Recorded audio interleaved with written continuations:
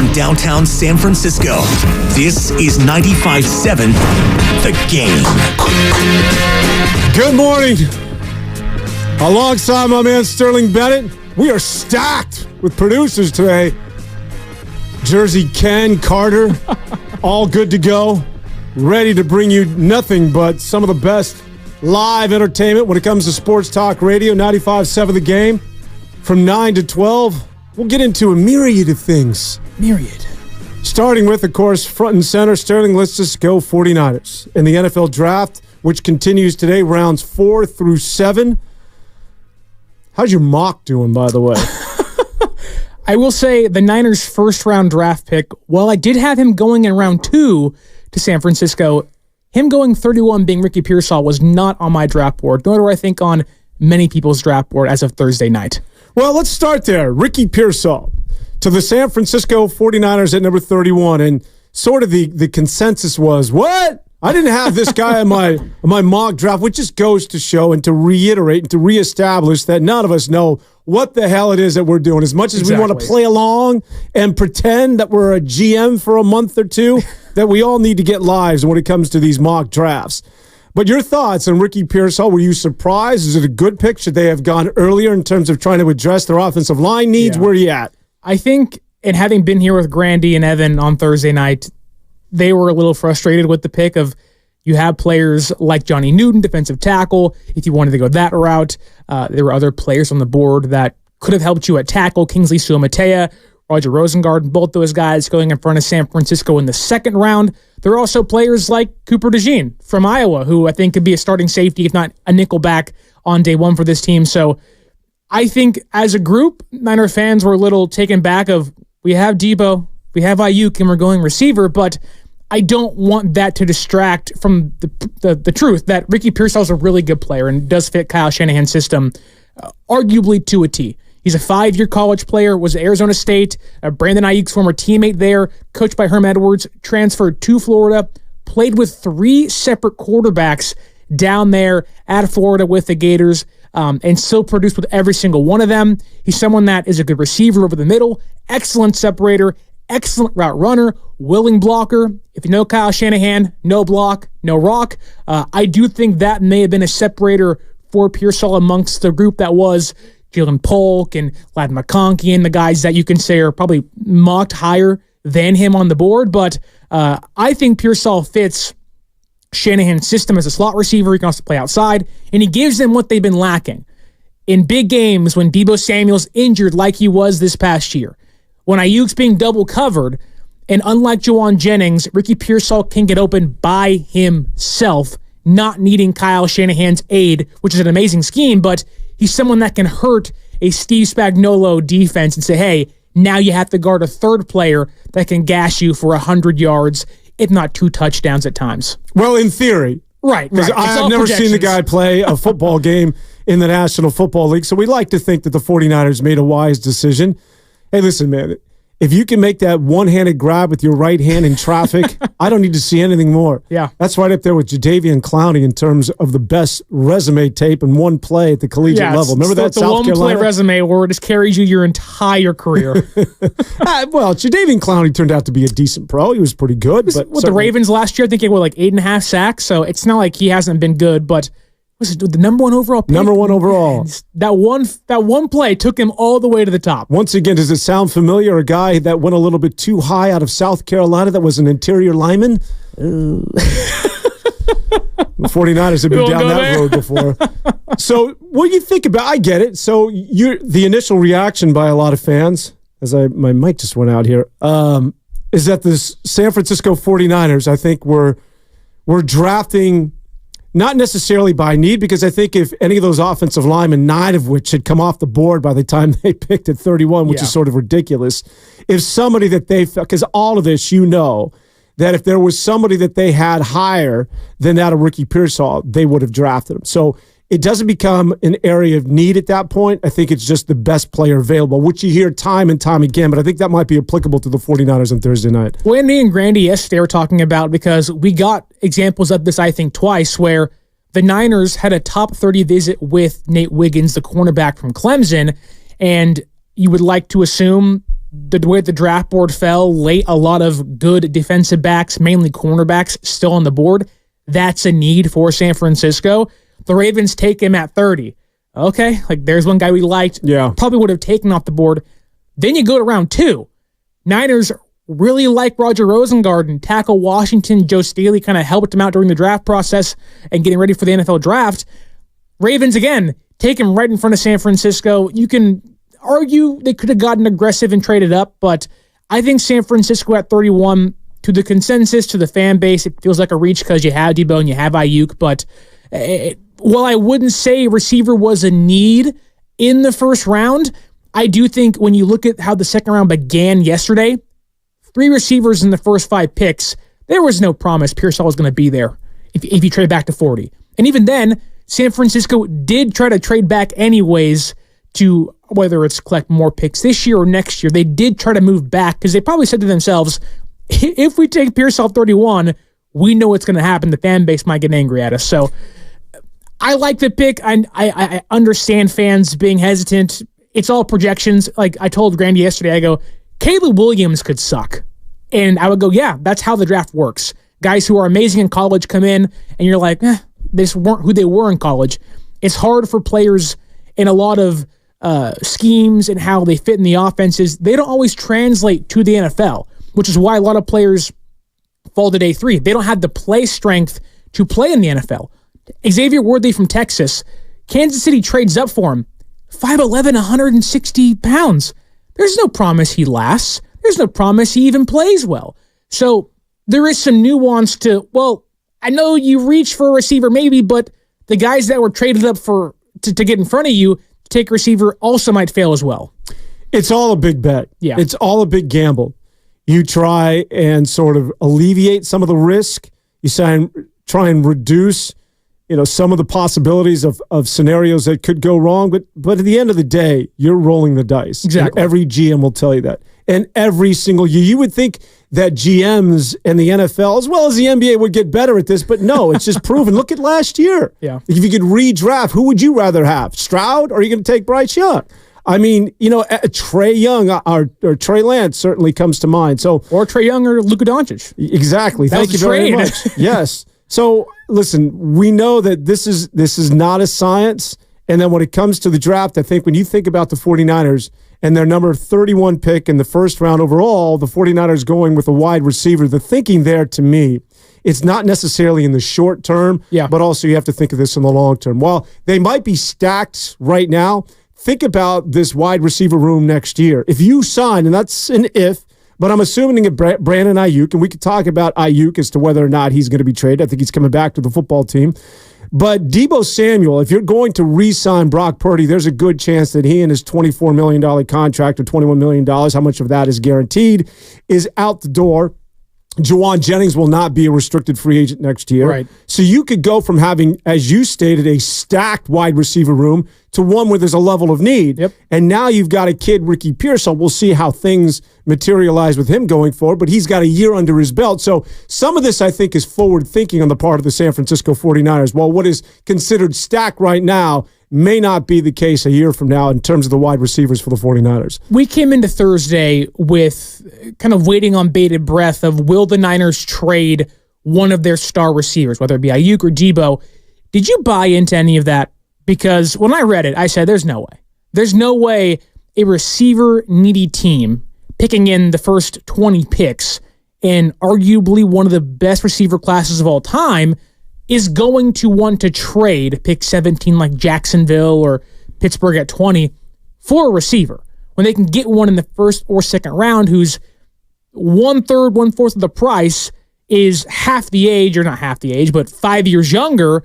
And in Deebo's case, 8 years younger. Like, I never bought into the idea of why would a team want to trade for Deebo Samuel or Brandon Ayuk, who they're going to have to pay anyways. Well, I think we sort of answered that when we were talking about the level of risk. Yeah. Because you're reducing that risk. If you really need a wide receiver, Deebo Samuel is proven. Deebo Samuel is a game changer if used properly and if he gets in the right scheme, the right system. So if I'm going to get somebody that's proven, plug and play, or am I going to take a roller on a kid that, yes, has the credentials, the lofty credentials in a first-round pick, but still that unknown quantity, am I willing to do that? I think that potentially Deebo Samuel, that there might have been trades on the table. It just becomes, Sterling, at that point, a question of assets. Just how much are you going to give me for Deebo Samuel? I doubt if anybody was on the table in terms of a first round. Probably not. But if you were going to move up to the second round, and if you were going to give me multiple picks, it's something that I think that they would have to consider. But I think that the San Francisco 49ers are good with the wide receivers they have right now and not trading Brandon Ayuk and or Deebo Samuel. And the reason is, why not have an all-star cast? Yeah. Because the salary cap right now is something that they're going to have to deal with next year. In terms of this upcoming campaign, you're okay, right? Yeah. And so go win that damn Super Bowl. Why not just stack the deck so that you have absolutely everybody in place, including Brock Purdy, who's now got a year of experience under his belt, and go win the Super Bowl. Get the monkey off your back. How many times do you want to go to the threshold or just look over the cliff and saying what could have been? So I think that this idea that we drafted a wide receiver that makes somebody expendable, no. Just make this team so good that you have so much talent at so many different positions, and then you've got to obviously pick up some pieces here and there, and they're so good in the middle rounds that you finally win that Super Bowl. And that's where I think they're at right now, is that we've come close enough and we're tired of being the bridesmaid. Let's go ahead and get this thing next year. Trading away Deebo or Ayuk, whether it was a first-round pick, multiple mid-round picks, day 2 picks, would have been a departure from what they've sold us the past 3 or 4 seasons, which is we are going all in on this core, whether it to be a 1 year and just put all the, all the chips in and say, let's go, or it's to build the next core. And getting rid of Eric Armstead doesn't depart you from that. It doesn't take you off your journey of being all in for a season, but having a young quarterback in Brock Purdy on the cheapest contract in almost the entire NFL when it comes to starting quarterbacks would be when you get rid of Deebo Samuel or Brandon Ayuk. Especially, I think Ayuk does have a little more value to a quarterback like Brock Purdy because of the way he plays and how Purdy plays as well compared to Deebo. I think Deebo is more of a Jimmy G kind of quarterback, which Purdy isn't as reliant on a player like Deebo as Jimmy G was, but it isn't to say that Deebo can't carry your offense. I guarantee you, had Deebo been healthy through 3 playoff games against the Packers, Lions, and Chiefs, those games, I don't know if the outcome is different because they won 2 of those, but at least the games themselves look a lot different. And I also wouldn't take it back if Kyle Shanahan said one of the reasons why we said, let's get a receiver now, yes, for the future, but also because I'm tired of seeing Deebo Samuel not on the field against the Lions, the Packers, and the Chiefs. If Deebo Samuel plays against Kansas City, injuries aren't his fault, but the way he plays, he's not built to play 20 games a season. And you got to have somebody else, and I like Juwan Jennings, but there's no way Juwan Jennings should be throwing and catching touchdowns in the Super Bowl for you when you have McCaffrey, Ayuk, Deebo. So, yes, I think Pearsall is an impact player this year, whether it be in the slot or alleviating some injuries somewhere and replacing somebody, but I don't think them drafting a receiver is to say someone else could be gone. I think that's next year's conversation. Yeah, I agree with that. And let's just keep in mind, because suddenly, the talk of Deebo Samuel being expendable and now being the guy as the odd quote-unquote man out, let's just remind ourselves, not that I necessarily have to go here, just how good of a football player he is. And he may not necessarily fit into the system. While I agree with you, that I think that we're witnessing sort of a changing of the guard in terms of their identity. I agree. That this has always been, quote-unquote, a run-first football team. I don't know if that statistically is supported with Brock Purdy and what it is that he did, especially in the latter part of the season. This is a team that now wants to throw the football. Deebo Samuel's strength is not necessarily, and it never has been, his route running. Right. He is not what you would call a good traditional wide receiver, but what he is a football player. Yeah. You put the ball in his hands and nobody has more rack than this guy because you're just simply not bringing him down. So obviously teams like that of the 49ers, or should he get dealt, you get creative in terms of just making sure whether he's lined up as a hybrid or as a running back, that he's somebody that just gets the ball in his hands.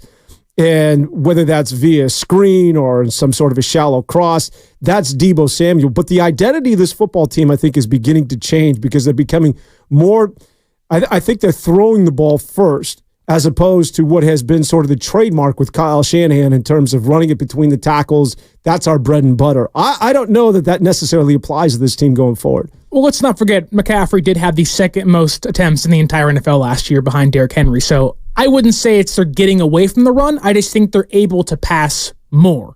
And it was a team last year, even the past 2 years, who almost led the entire NFL in interceptions. So they're getting the ball back for the offense more, so it seems like they're throwing more. I do think with Brock Purdy, they're sustaining drives longer than they were with Jimmy Garoppolo. The offense just feels like they don't have to run the ball 3 straight times for a first down. They can pass for 4 or 5 yards here, and they can also hit a guy 45 yards downfield, which, if you look at Ricky Pearsall and what he can do for the offense, he's someone, when you see a receiver and you say, what does the Kyle Shanahan prototype look like? It is Ricky Pearsall. I came into this year hoping we can get him in the second round. Now, 31 to some may be a reach, but I looked at every single receiver that was attainable. You're not getting Neighbors or Harrison or Odunze, but of those kind of late first, second round guys, Ricky Pearsall just screams Kyle Shanahan type receiver who can separate himself. He's fast. He has 4.3, 4.4 speed. Relatively smaller for a slot receiver, but he's 6'1", 190. So it's for a slot, he's pretty tall. But it's not like he's Xavier Worthy, who's 5'11", who has taken 3 picks ahead of him, and they didn't have to trade up to get him. So I think what Pearsall does is it allows San Francisco to get a guy they like, they love in the system, who could have been one of their gold helmet players, which means they're infatuated with him for one season now, have him be somewhat of an impact player, but in 1 year's time, when you probably say goodbye to Deebo Samuel, you have 2 guys on probably the outside in Pearsall and Ayuk that say, hey, you guys can almost beat any cornerback you're lined up across. So in that, I do think there may be an identity shift with San Francisco of no longer are we reliant on line of scrimmage play with Deebo. It's 15 yards downfield, 10 yards downfield, where when we've seen the league get more vertical, I think San Francisco is going towards that as well. Well, the one thing that we do know from Brock Purdy is that he's most effective between the hashes. He likes to throw the ball over the middle of the field, and that's where this guy lives. And his stop and start and his quickness and his ability to be shifty in the middle of the field is really where you see this sort of combination and the rapport and the connection between these two. Again, not necessarily looking at this in the short term, but sort of in the long term. When people continue to refer to this as a reach, I immediately have to just come back at anybody and say, how could it be a reach? He went 31. It's a reach to you and your mock draft, but you and your mock draft down in the basement of your mother's house mean absolutely nothing. If he went 31, he was worthy of going number 31, meaning that the 49ers and their scouts who do this for a living 365 days and watching every snap at every one of these coconuts going back to their high school days, if they take him at 31, he's not a reach. He's a reach to you, but you and your mock draft, you know what you can do with that thing. But in all seriousness, I think that he could be a huge asset to this football team, but just in case he's not that impact player, again, you have the security of Brandon Ayuk as well as Deebo Samuel. Getting back to Brandon Ayuk, how much is he going to get paid? Do you think we've seen contractually that the San Francisco 49ers can draw this thing out, right? I mean, typically it's only, for crying out loud, it's April. Well, his leverage is kind of gone, right? You're not getting traded. You're going to be here. You're playing or you're holding out. And if you hold out, then you don't get the accrued season. So it does affect your pay the next season and what they can franchise tag you or whatnot. So Ayuk's going to get paid. It's probably going to be upwards of $25, $27 million on average. He's not going to get $84 million guaranteed like A.J. Brown will get, but he'll be around $60 million guaranteed, which is over Deebo Samuel, which fits his market value. So if any fan is worried we're not going to pay BA because we didn't trade Deebo, no. These guys are going to be back this year. Yeah, it's just a matter of money and dollars and cents. Yeah. And we've been, listen, if this is the first go-round, maybe there's some level of nerves between the 49ers and... We're like 5 contract negotiations deep with their players that all gotten signed. It's almost part of the song and dance that the 49ers do with their star players. Going back to Deebo 2 years ago, Nick Bosa, George Kittle, and usually these things get done in the middle of the summer. You hope that it doesn't get as prolonged like that of a year ago with Nick Bosa, which I think really sort of affected him and the team. Oh, it did. It did. I mean, that thing didn't get done until September, and he missed all of camp. I think it was the Thursday or Wednesday prior to week 1 against Pittsburgh. So you want to definitely get this thing done, get him back in camp, make sure that he is happy as your number one, and he's going to come in at, I would say he's going to be somewhere around $24 million, because I think that you have to focus, and I don't want to get into the weeds. Maybe you live in this space, but when it comes to the guaranteed... In my mom's basement doing mock drafts. Not you, but when it comes to the guaranteed money, that's all you have to focus on. Exactly, yes. Because I think A.J. Brown, his average was what? Yeah, I think, what was the length of the average of the contract? It was a 3-year extension for plus $30 million a year. Yeah, but a lot of 33. So it's crazy. It was crazy, but I think that what you're taking into account there is the third year, which isn't guaranteed. And what they do is they'll backload all of that and make it look as though it's, so I think that third year, he's getting something like, $35, $40 million. Right. So that when you take the contract in its totality and you average it out, it comes to $30 million a year. Right. But in reality, the guaranteed money is what you have to focus on. $84 million, which is, I think it supersedes Tyreek Hill. Yeah, but I don't think the 84 is guaranteed, is what I'm saying. It says $84 million guaranteed. Well, there's total guarantee. Right. And then there's the guarantee, because, again, that last year of the contract is, if it's not guaranteed, it can't be taken in. You can't do the accounting and then come up with a year or a year average. Right. So I think it's just, again, you have to focus on, if the first 2 years are guaranteed, if that's $50 million, then it's a 25-year per is the average. It's not 2 years are guaranteed, or the last year isn't guaranteed, and it's $40 million a year, and you factor that into the year average. If any of this is making sense, this is the reason why I didn't get out of geometry. I'm getting a headache. Take Malik Collins, the defensive tackle San Francisco acquired from the Texans this year. He has $10 million guaranteed this year. He's going to be on the roster. Next year, though, no guarantees. Every NFL team works the contracts in a way, especially with Deebo Samuel, who if they move off of him next year, they can save roughly $22 or around $18 million, because they all work it in a way where last year of the contract, it makes you more, they can get out of it a lot easier. So with A.J. Brown, Deebo Samuel, Brandon Ayuk, all these guys are the same unless they rework these things and, like San Francisco likes to do, and kick that can down the road and restructure guys. Ayuk's contract will have these staggering numbers, but the last year or two will be, San Francisco can probably get out of that contract pretty easily. When you talk about Ricky Pearsall, first of all, great name. Oh, yeah. Absolutely. I mean, listen, if your name's Ricky Pearsall, you're pretty much in the 90% percentile that you're going to be a professional athlete. Slick Rick. I mean, Ricky Pearsall, he should be a NASCAR guy. Have you heard the nicknames?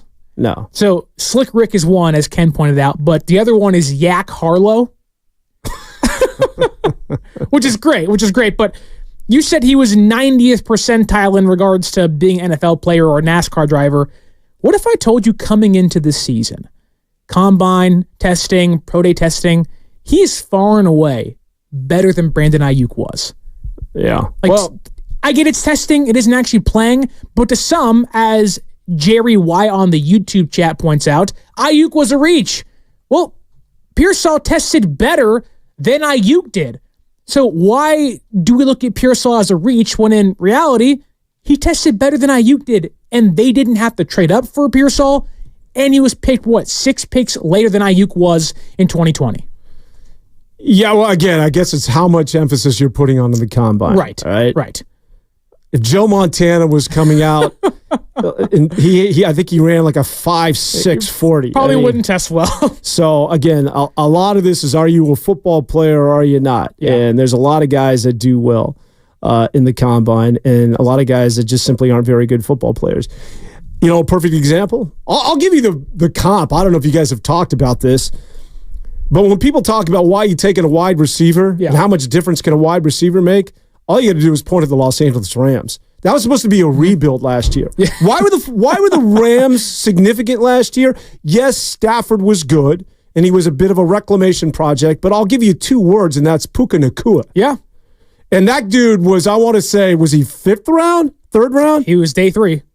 And I mean, this is a Which guy, is today, so who never know. and he ran like a 4.640 as far as the combine is concerned. But yeah. that's a football player. Didn't test well. That's a guy who knows how to work the middle of the field. Yeah. And he set the rookie record for receptions and yards. Yeah. So when we get hung up on combines, height and weight, he went at about the same size. I want to say about 6'1", 6'2". The one thing about when you're looking at the profile that is Mr. Pearsall, his height I think is 6'1". I think he can play It's a good slot height. or to the outside. Yeah. It's the weight. I mean, if there's Exactly. anything, he's under 200 bills. He's Maybe- 190. You know what he needs? He needs to get back to your diet when you were in high school. All right. Just bulking up on soda and Oreos. Boom. All right, Sterling Bennett. We got New Jersey, Ken, and my man Carter. Oh, God, man, look at this. One big family. Bring it in, fellas. Let's huddle. As we go to the break, we'll talk more. What do you want to get into, Sterling, when we come back? I would say, when's the last time we've had a weekend show that's had two producers and two hosts at the same time? That's what I mean. It's never that way. You know what it means? That the 2-on-2 basketball Nerf hoop game is back intact. All right. Playing shooty hoop again at 95.7 The Game. We'll be back right after this. The Morning Roast loves taking your phone calls each and every day. But if Bonte and Shasky think your take is...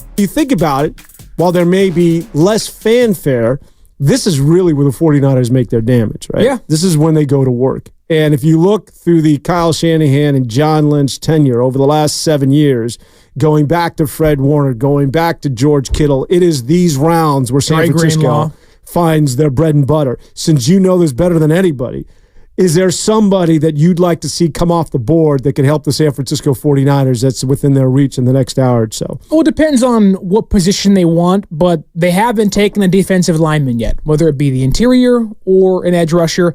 I am someone who looks at the interior defensive line and says, you don't really have a run-stuffing defensive tackle. You have Hargrave and Malik Collins, who are double-digit sack kind of guys, but there is one player that I can see being picked relatively early on day number 3, Leonard Taylor from Miami, 6'3", 305 pounds, one of the better run defenders in the entire class. As Brandon Dorless goes to the Falcons right now, he was on San Francisco's top 30 pick list, so that's another defensive tackle off the board for the Niners. But back to Taylor, they don't have a run-defending defensive tackle, and you watch this team late last season. The run was their kryptonite, and you've seen what they've done in the offseason, trying to get better tackling, better special teamers, and improve the areas in which they have to improve upon or had holes at last year.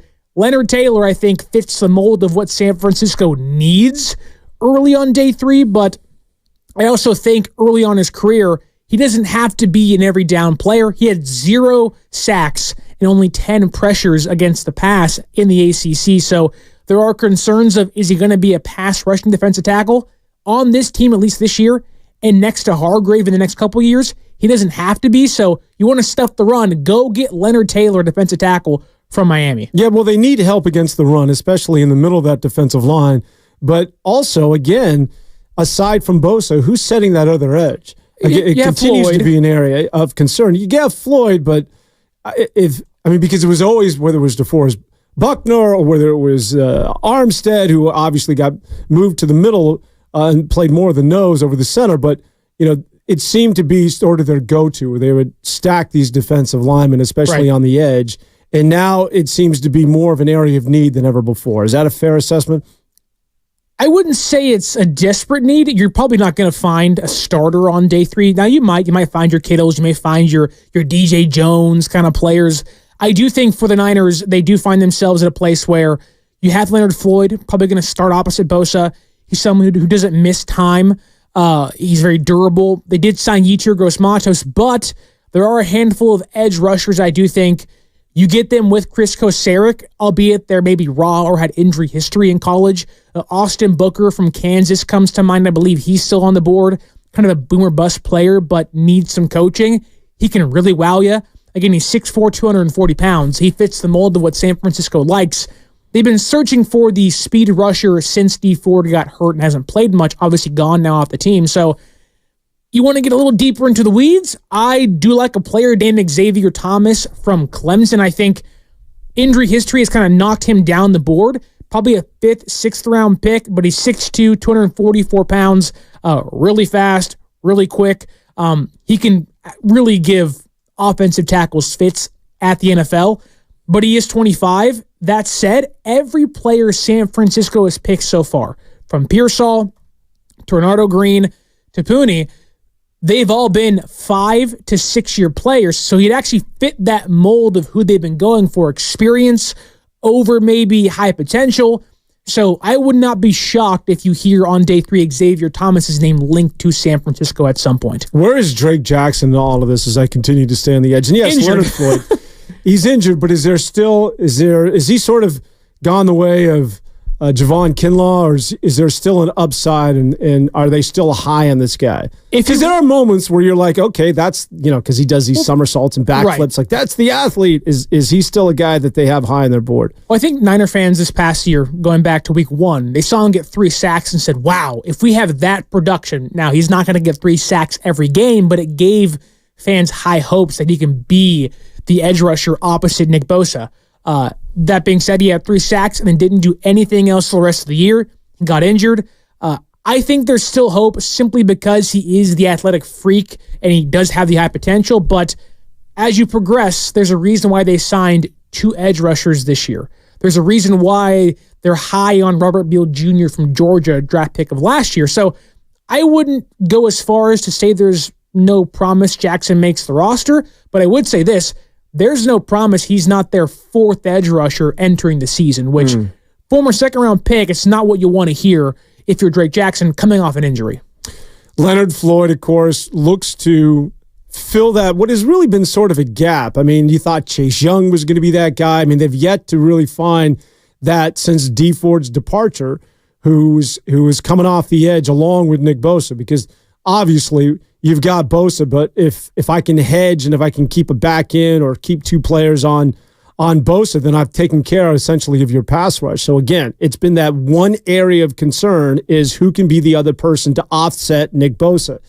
They've plugged and played a lot of people. Up next, Leonard Floyd. We'll see whether Floyd, who certainly comes in with high credentials and played so well with their rival, the Los Angeles Rams. When you get to the back 7, what are the areas of concern? Obviously, corner alongside Charvarius Ward. Deommodore Lenoir, good at times, but I think maybe not a high level of need, but always getting corners is an area where the 49ers look to improve. What can you tell us about the young man they took off the board yesterday? Yeah, so yesterday I think the Renardo Green pick did shock myself and Mark Grandy. We were like, okay, like this is not who we expected. That said, I dove into him last night on BART on the way home, and reading up on him, the talk was being Louis Riddick of ESPN said that they may have gotten the best press man coverage corner in the entire draft. Now, that's high praise for a player in the 2nd round. But I dove into what is Renardo Green's tape and film and the scouting report last night. 75% of his snaps came in press man coverage. Very fluid feet and hips. But here's the thing. 25.8% forced incompletion rate last year. 17th highest in all of college football. He only gave up 14 first downs, and when you watch him against LSU, Malik Neighbors, Brian Thomas Jr., both first-round receivers this year, Brian Thomas being one receiver that was linked to San Francisco if they traded Brandon Ayuk, he almost made them invisible, and he also picked off Jaden Daniels, who went number 2 this year at the NFL Draft, to the Commanders. So he's someone who is not afraid of big moments, and in a cornerback room where Lenoir, Ambry Thomas, Mooney Ward, Isaac Yiadom, all those guys are on the last year of their contracts or on a 1-year deal. A player like Renardo Green, if you want to get crazy, there are a lot of traits that he shares with Mooney Ward.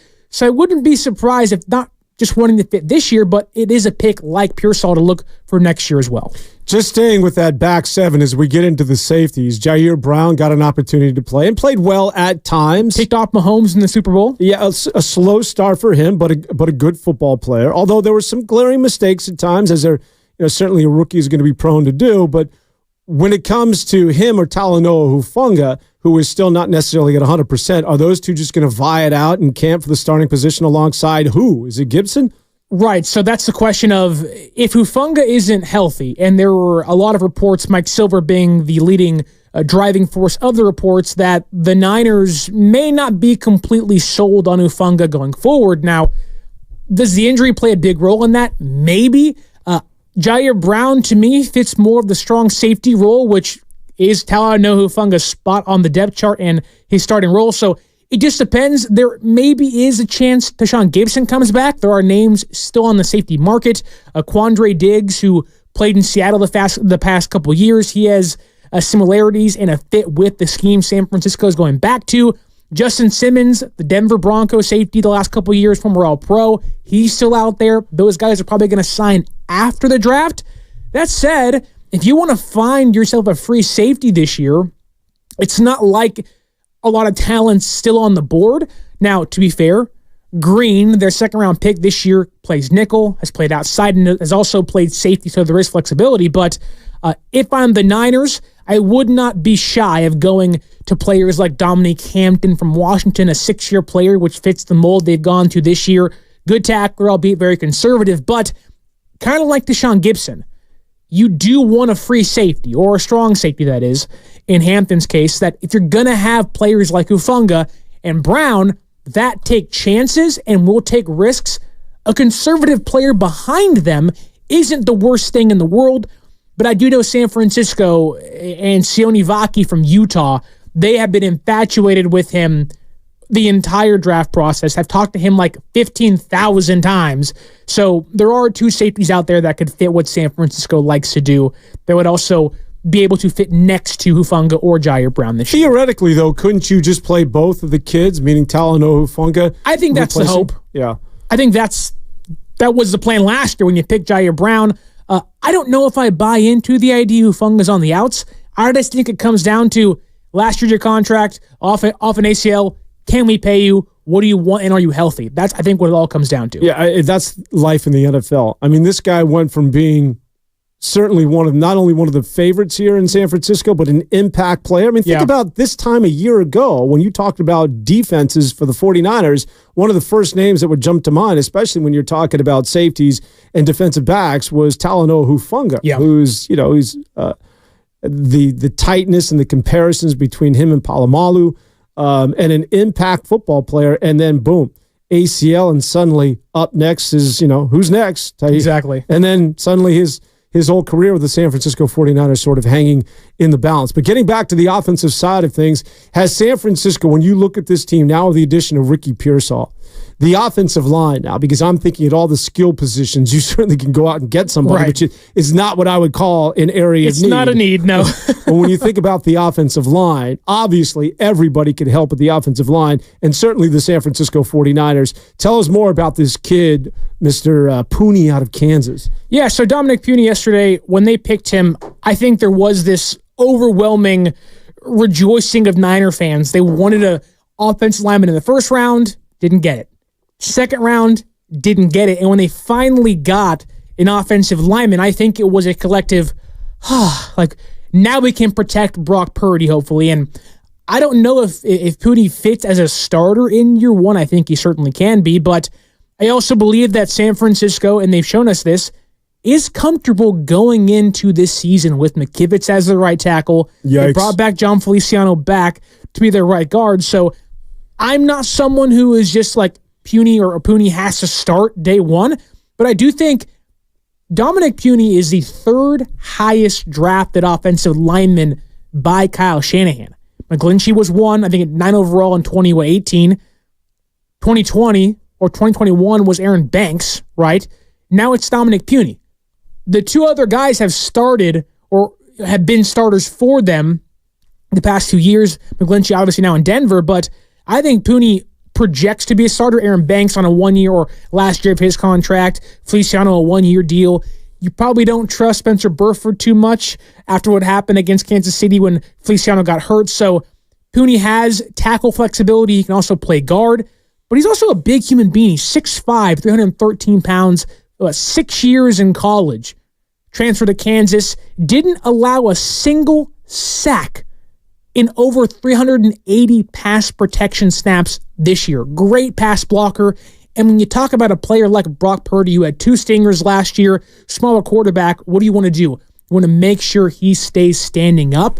I like the Pooney pick. Obviously, you can play devil's advocate and say he could have got a guy earlier in the draft. I get that, but they obviously liked Pooney enough to trade back in the second round and let players like Rosengarten and Suamatea go to teams like the Ravens and the Chiefs ahead of them. So I think what San Francisco has done is they've taken players who are 5 to 6 year college players, experienced and also proven. They have not taken a project yet. And to me, that screams instant impact players, whether it's the 6th offensive lineman, because guys will get hurt, or starters on day one. What it tells me, beginning with Ricky Pearsall, is that you're looking to win an NFL Super Bowl next year.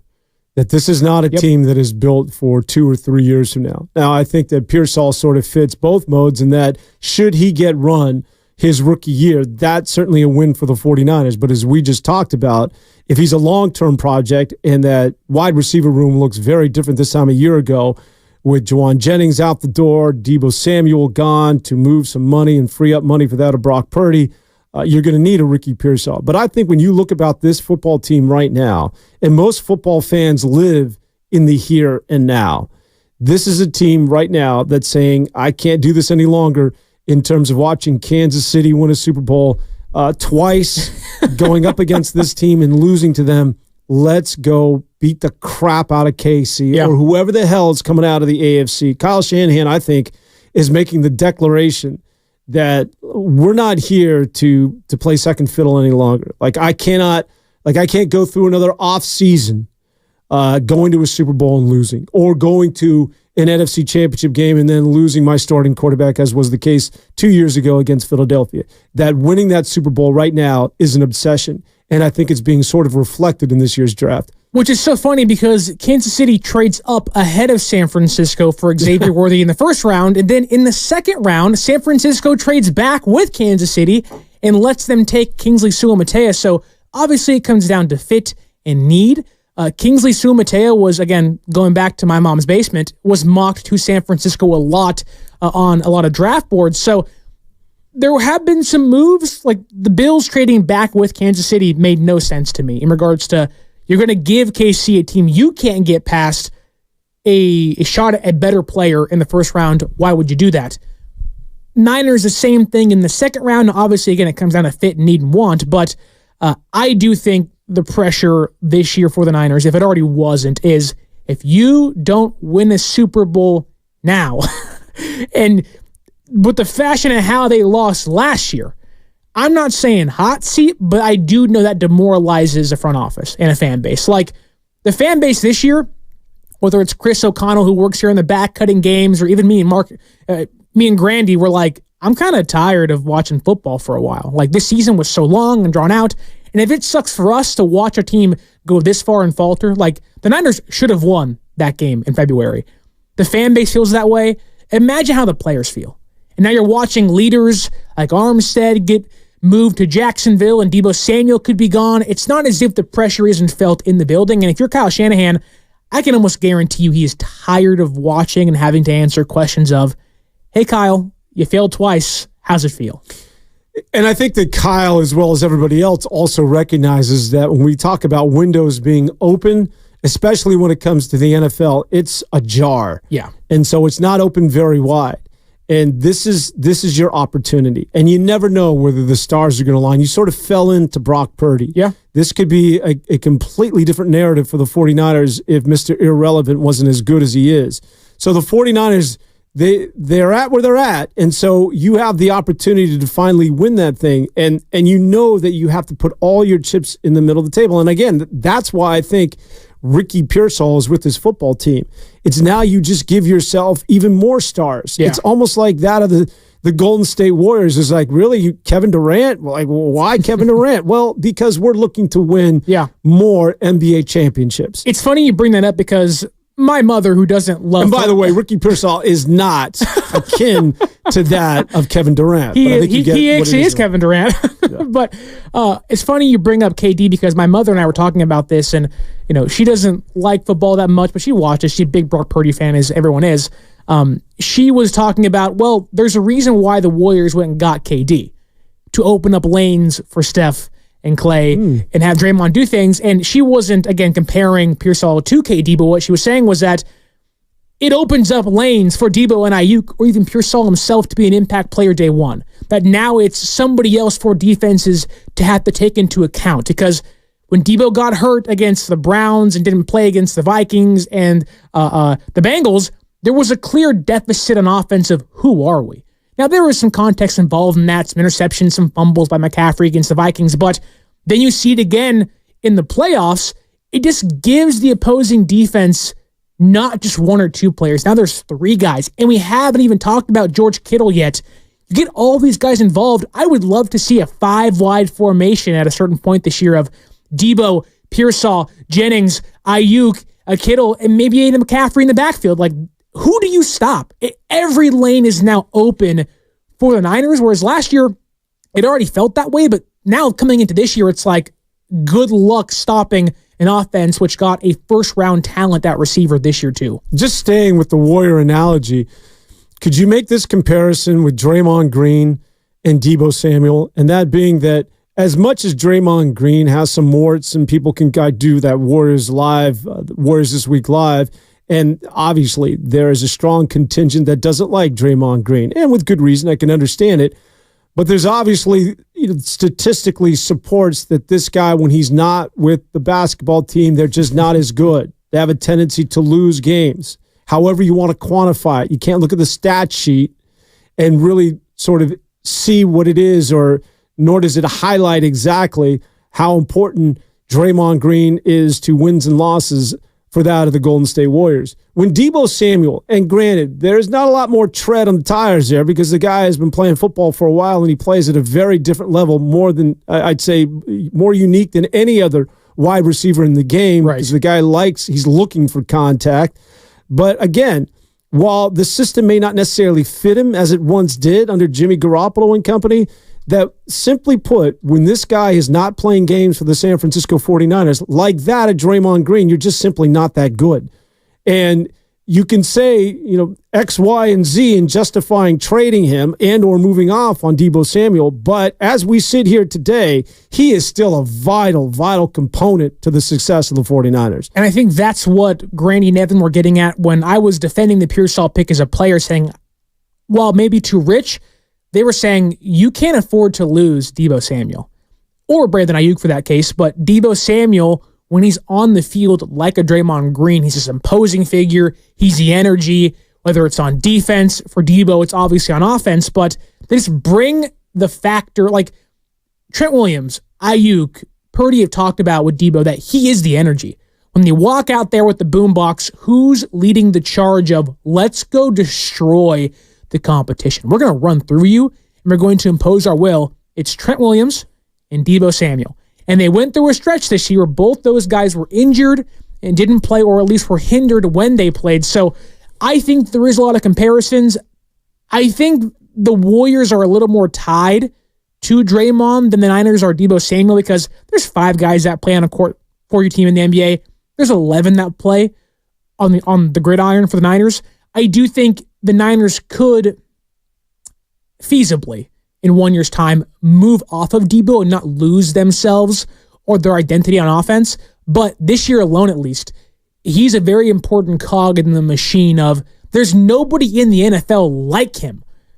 Unless you want to talk about projecting Malachi Corley, who has been heralded as Deebo Samuel Jr., to the Jets. Like, Deebo Samuel is one of a kind as of right now. And everybody from the Giants to KC had been looking for a player like that because he's that special of an offensive player. All right, we'll continue to talk about the 49ers, picks 4 through 7. That's where the Niners do their damage. We'll detail it for you. Also, we'll get into everybody in the NFL, including the Atlanta Falcons. Michael Penix, come on down. What are you, drunk, Atlanta? We'll discuss that, everything in the draft 2024. Sterling Bennett, Dan Avone, back with much more after this. Are you facing?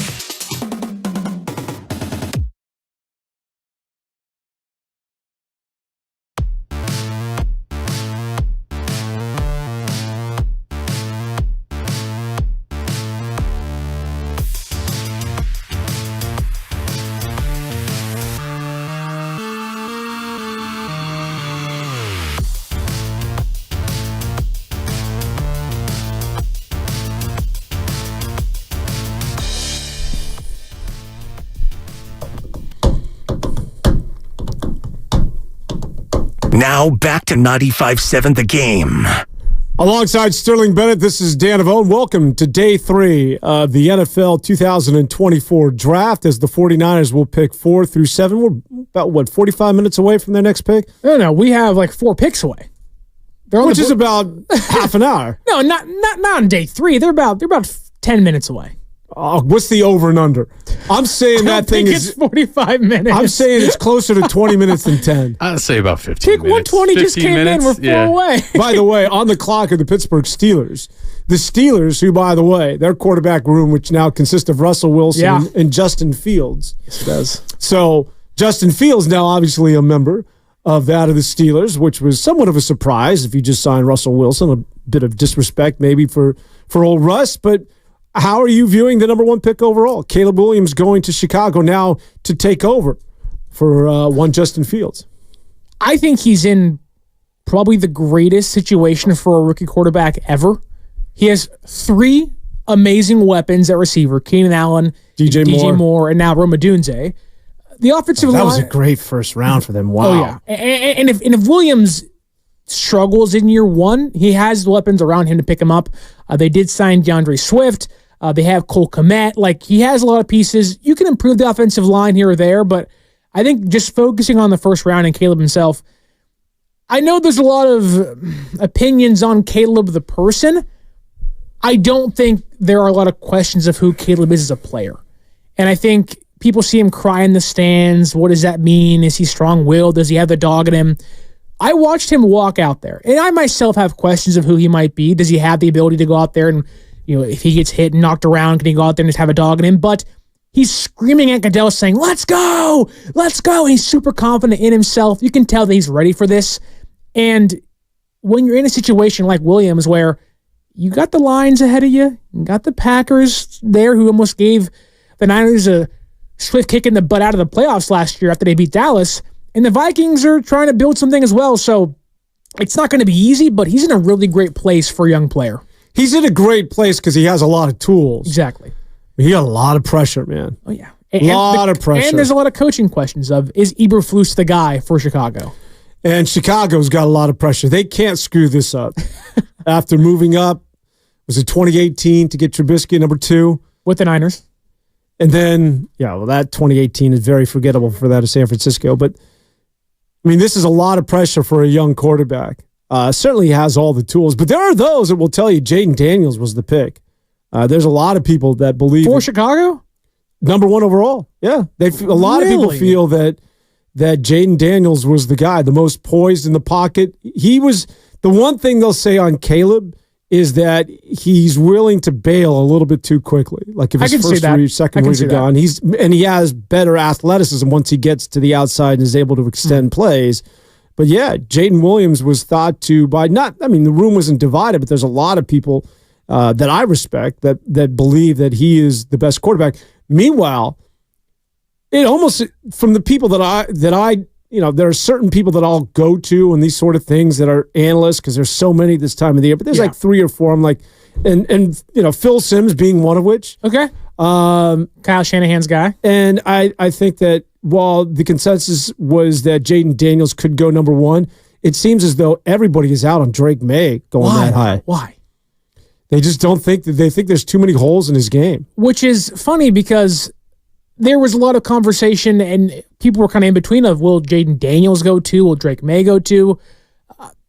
I think Drake May fits what New England's going to want to be in the future more than Jaden Daniels was going to.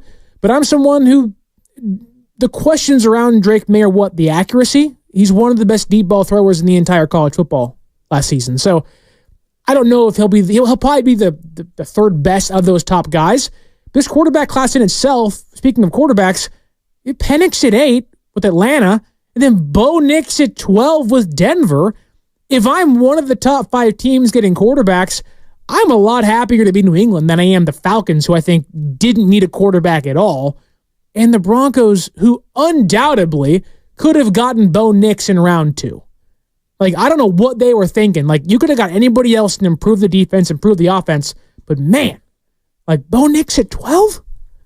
Where are you at with what seems to be a lot of everybody seems to have a strong take on, and that, of course, is Atlanta's pick and Michael Penix coming off the board at number 8.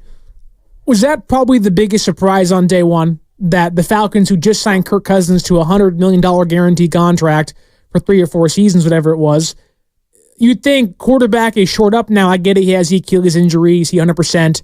You want to get a guy in the room that you like a lot and can maybe play in 1 or 2 years' time. Penix has the injury history as well. More of a statuesque kind of quarterback. He's a lefty. You give him time to accommodate himself. And when Cousins is gone in 3 or 4 seasons, he's ready to go. I get that, but the Falcons seem to be wanting to contend now in a really bad division that is the NFC South, led by Baker Mayfield of all people. Like Derek Carr and the Saints aren't very good, although I like their first 2 picks this year. Then you have the Panthers, who are just an utter mess with Bryce Young and David Tepper out there making his own picks. You had a store clerk say, let your coach and GM, who, by the way, went to Azusa Pacific University, my alma mater, and so go Cougs. But I don't know what the Falcons were thinking. New head coach, new GM. They had to almost tell Arthur Blank and explain to him why they're making the pick on the fly. Like, what are we doing? So I don't get it at all. Well, I'll defend Atlanta, and I'll just tell you their thinking is that they're under the impression they're going to be a good football team. So the ability to pick at number 8 is not something that's going to be very frequent over the next 5 to 10 years if things go well. So with the quarterback position being as centric as it is and the most important, one could argue, in professional sports these days, that you just simply can't get enough of these, that if he is your guy, if he's the guy that you've earmarked as being the generational quarterback, and I'm not necessarily in that camp, but that's what they arrived at. And if Michael Penix, you feel as though is that guy, and you don't know the next time you'll have an opportunity to draft your quote-unquote quarterback of the next decade, they feel as though they're going to get their guy right now so that they have a succession plan in place, and people will throw out the comps like that of the Green Bay Packers. Right. Obviously, where you had the reigning MVP, that being Aaron Rodgers, and they went out and got his replacement in Jordan Love. At the time, it was highly, highly ridiculed. And now that you look back on it, it seems to be one of the most prudent decisions that you've seen on draft day. It's worked twice. So that's Atlanta's defense, is that we wanted to get a quarterback that we feel as though could be very, very good. And we know that we're not going to get an opportunity to draft this high. So why not set us up not just for the near future, for the next 2 years with Kirk Cousins, but for the next 10 by getting Michael Penix? Does Penix need 2 or 3 years, though? Well, that's just it. He's 24 years of age. You talk about those players like that of Ricky Pearsall as a 5-year guy. So his best years are going to be right now for the next 2 years. And at 26 or 27, when you're thinking about him taking over. So there's a lot of holes in what it is that as I sit here and try and defend the Atlanta Falcons. The other being is that if you're going to compare yourself to the Green Bay Packers, well, keep in mind the Packers were picking it like in the 20s. Right. I want to say in the mid-20s in that first round, not at number 8. And from what everyone's saying, Diana Rossini being the leading reporter on this, is that the whole reason why part of the reason why he wanted to leave Minnesota was because they couldn't promise they weren't going to draft a quarterback. And he wants the comfortability of no one's going to be behind me pushing my job. Now he gets to Atlanta, which he has ties to, mind you, but moves his family to Atlanta, where his wife's family is, and they uproot themselves, where they've been in Minnesota the past, 5-6 seasons, but only for in the first round, the Falcons to not tell him they're going quarterback, and then to blindside him saying, hey, this guy could push for your job in 2 years' time. Well, on that regard, I would say Kirk Cousins, come on, man. If anybody has been, and he's been really astute. Your wife dresses you, Kirk. You got to grow up a little bit. If anybody has been really smart about making business decisions, it's been Kirk Cousins. Yes. He's got the bag on numerous occasions. Well, sometimes as a business, this is what teams will do. They will look to, go ahead. What do we got? The Bears just took a punter in the 4th round. You can't go wrong with a punter in the 4th round. Well, Jake Moody a year ago. Yeah, well, that was arguably one of the biggest, what are we doing picks. And Torrey Taylor can be good. But we just talked about how great of a draft they're having. and then you go punter in the 4th round. Listen, how many times do special teams win and lose you games? Sebastian Janikowski on line 2. I'm not discounting the idea of going a punter in the draft, but the 4th round is where you can find starting caliber players at certain positions. But I digress. Back to Kirk Cousins and Penix, and to avoid the punter conversation on day 3 of the draft. That's what we're all about. As the draft picks come down, we want you specifically to sort of comment on these things. But no, I'm just saying when it comes to Kirk Cousins, I can't, and Diana Rossini, when you're telling me that, hey, listen, you upset him from a personal standpoint, that now he's got to look over his shoulder. Well, put on your NFL big boy pants, all right? That's just the nature of this sport, all right? Especially for a guy who's made smart business decisions. This is the business of the NFL. And the business is that you're 35 years of age. You've had injury problems over the last couple of years, and we're just finding an insurance policy. Although I don't defend the pick, but I cannot defend Kirk Cousins' position as that you insulted me personally. By the way, who's coming out now? Is it just anybody? Any coconut from who's got a jersey and just like, come on down? Well, I won't. Wait, I don't know who this person is, so I don't. Not necessarily the Houston Texans I'm talking. But you're getting us in trouble. So the 49ers are picking. They're on the clock next. Geez, that was fast. I told you, it wasn't 45 minutes. I told you it'd be in the next 8 to 10 minutes, right? Oh, damn. So the 49ers, who will be picking next overall. Which the Texans took what is, I think. Tell me about Cade Strover out of Ohio State, a tight end. So a tight end is an area need for the 49ers. It is, and they watched Eric All go to the Bengals. Now Cade Stover and Theo Johnson have gone to the Giants, and now the Texans right in front of them. So at this point, tight ends are flying off the board left and right. Cade Stover, Dane Brugler of The Athletic, a 3rd or 4th round consensus pick. He's 6'3", kind of a solid player at all 3 phases. Good blocker, good inline tight end, good hand catcher. He can play special teams. So for the Texans' sake, really good fit for what they want to do. I like it. Now, where does San Francisco go? They pick at 124 and 132. Matt Maiocco, who we all love, said they were not going to pick at 124. I would like to think they didn't expect the Texans to trade ahead of them with the Eagles and get pick 123. So it does leave do you need to overdraft the tight end here for the sake of getting one before you miss out? There's players like Tanner McLaughlin from Arizona. There's players like Dallin Holker from Colorado State.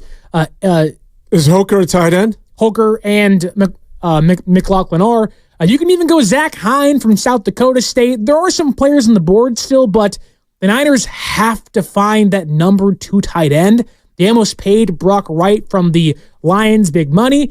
He was a restricted free agent. He went back to the Lions because they matched the offer. So pick 124 is going to be very, very interesting. Ken, if we can get it live, wave at me behind the board, and we can do this thing. But this pick right here for San Francisco, I don't know if it's... The pick is in! And we'll see who it is. See if we can go to it live. Ken, let me know if we can. But... It's a tease. We'll go. So the 49ers, the pick is in at number 124 in the 4th round. When you talk about a tight end need, it's not an area need, obviously, with Kittle, but when you're thinking about somebody that could be, and Kittle has been injury prone over the last couple of years, so whether it's Dwelly or guys who are getting run at that tight end position, the 49ers will look to find somebody potentially at that tight end position. But speaking of Kittle, let's keep in mind, while we're in the 4th round, he went in the 5th round and just turned out to be one of the best, certainly in the NFL. So as we have talked about, the San Francisco 49ers, well, not necessarily in the 1st round, hasn't necessarily been something that you would consider their bread and butter, but when it gets to rounds 4 through 7, especially when you think about their starting quarterback, this is where the San Francisco 49ers have been able to separate themselves from the rest of the league, so to speak. Right, and look, this is a position where the Niners can still find a starter. It obviously depends on their want and their need. Well, let me just put you on the spot here. Are the 49ers going tight end? What position do you think right now are they going to address in terms of availability of players that you've assessed while riding BART every night for 3 hours going out to wherever the hell it is you live in the East Bay? Oh, Pittsburgh. Man, do I think they should go tight end? Tackle still on the board. They went Dominic Puny yesterday. He can play tackle and guard. that might take tackle off the board for them as a whole. Okay. Or they may not value it as much as they would have if they didn't get Dominic Puni. So we talked about Talanoa Hufanga and how the safety position could be up. Interesting. There are some players still out there. Jaden Hicks from Washington State still on the board, more of a strong safety. Again, there is players like Dominique Hampton. Malik Mustafa is still there from Wake Forest. There are a handful of players that... Who's the highest rated, would you say, right now? Not in the safety positions, but just the football player in terms of their area of need. Is it a tight end that's still out there? Or I don't think so. I think tight end is probably further down the consensus board. I would say on day 3, especially in round 4, you find a lot of those guys that fall out of day 2 you weren't expecting. If you stick at safety there for the sake of it, Jaden Hicks was kind of that big thumping classic safety. Malik Mustafa was supposed to be kind of a day 2, round 3 kind of player. He runs a 4.5 40, bigger bodied, high IQ player. His pro comp is a player San Francisco did covet this offseason but went back to the Patriots. That is Kyle Duggar. So there is a lot of, if you want to lean towards safety, Malik Mustafa makes a lot of sense in that regard. Cornerback's already kind of filled for the team. Defensive tackle, Leonard Taylor is still there, a run defending player, but there are size concerns with him, and his usage at Miami was very interesting. So the NFL might say, if you weren't used right in college, we may have to mold you to what we like in the NFL, and it can cause problems for his fit with the Niners. All right, so we'll see. The pick is in round 4. The San Francisco 49ers are on the clock with number 124 overall. We're just moments away from the San Francisco 49ers. By the way, we will pick it up live, and you will hear along with everybody else who the San Francisco 49ers will pick in the 4th round. As Sterling has been able to lay out, there are still some areas of not necessarily need on a team that went to the Super Bowl a year ago, but tight end, the back end, when you think about the safety position, you can never get enough defensive linemen if there's somebody out there. And if it's going by just best availability, don't be surprised if it's a quarterback or it's a running back, because that's where you have to live at this point. The guy that you had just talked about, Malik Mustafa. Oh, did they just They select? didn't even announce it. Oh, they didn't announce it. They didn't let anybody announce it. I guess they didn't air What that. do we do, That's NFL okay. Network? Figure it out. But I'll just say it myself. Malik Mustafa, who Malik just hit Mustafa on, goes number 124 to the San Francisco 49ers. Tell us about this guy that you had just mentioned about 3 minutes ago. Right, so I would like to assume Cade Stover, tight end, was the highest guy probably on San Francisco's board. That said, Malik Mustafa, we talked about safety almost all day here of Hufanga may not be a guy here in 1 year's time. He has an injury. Who is he going to be? Malik Mustafa can play free safety, can also play strong safety. Every cornerback, every safety, every secondary piece San Francisco wants to attain and acquire, they have to be able to defend the run. Malik Mustafa is a phenomenal run defender. He'll take on tight ends. He'll take on bigger bodied tight ends. He'll take on the offensive line. He's high IQ, really good at taking angles to tackles. Last year, against the Lions in the first half, especially against the Packers, the Achilles heel was bad angles, not containing the edge, and not tackling well.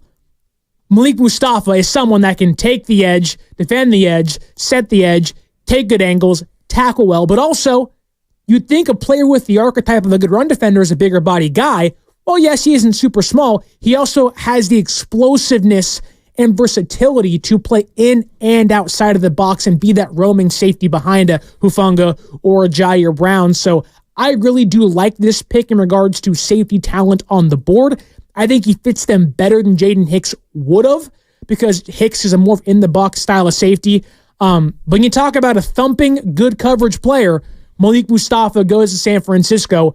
They like him a lot, and they get their guy at 124. Once again, Malik Mustafa out of Wake Forest, a young man that during his career had 175 tackles, 3 interceptions, and 4 sacks over some 35 games. Mustafa now going to San Francisco. We had talked about the safety position with San Francisco being sort of an area of uncertainty where everything else seems to be pretty much cemented when you talk about a team that, again, went to the Super Bowl a year ago. But the 49ers at that safety position with Tashaun Gibson getting up there in years, there's talk about potential retirement with him. The injury to Talanoa Hufanga and the ACL, where's he at physically? And Jair Brown, while good at times, maybe not a guy ready to take over as a starter at that position, although, certainly I think that if among the three, that maybe Jair Brown is the one guy that you'd have the most confidence in. Yeah. So with this pick, Malik Mustafa, and again, as we sit here right now, the pick just came down moments ago. I'm thinking that this is a guy that's going to get an opportunity to start for the San Francisco 49ers. If he's that impressive over camp and over the next couple of months, that he's a guy that could crack the starting lineup. Well, and take it even further into that conversation of players that San Francisco has picked so far have either been 5-6 year players or Malik Mustafa, who was a team captain at Wake Forest last year. He has the personality you want in the locker room. 80 tackles, 5 tackles for loss, a half a sack. He's a good blitzer, interception, 2 pass breakups, a forced fumble. Again, another playmaker for a defense, more so the secondary, who led, I believe, or at least was top 2 in all interceptions last year for the majority of the season. Over his time in college, 39 games at Wake Forest since 2022, 192 tackles. This kid is everywhere. So if Hufanga's out the door, which I think the Mustafa picks, or the pick leads credence to that report, I believe Mustafa would fill in at strong safety arguably on day one. Well, the one thing that, when we talk about the young man, Talanoa Hufanga, who, again, was just a fan favorite and a huge star almost from the outset coming out of USC, somebody, again, that was in the latter rounds for the 49ers, but somebody that supports the run about as well as any young, maybe amongst the best safeties in the NFL doing that. Well, that's where this guy supposedly lives, and I'm talking about the pick, Mustafa, for the San Francisco 49ers. I'm just going to read you some of what it is that came down in his draft report. Mustafa will be in consideration as a down safety who can help support against the run and handle short and intermediate zone coverages. He's not widely instinctive, but he does play with a good burst on throws and well-timed challenges. He struggles against bigger targets and might not be the best option to handle single or too high safety looks.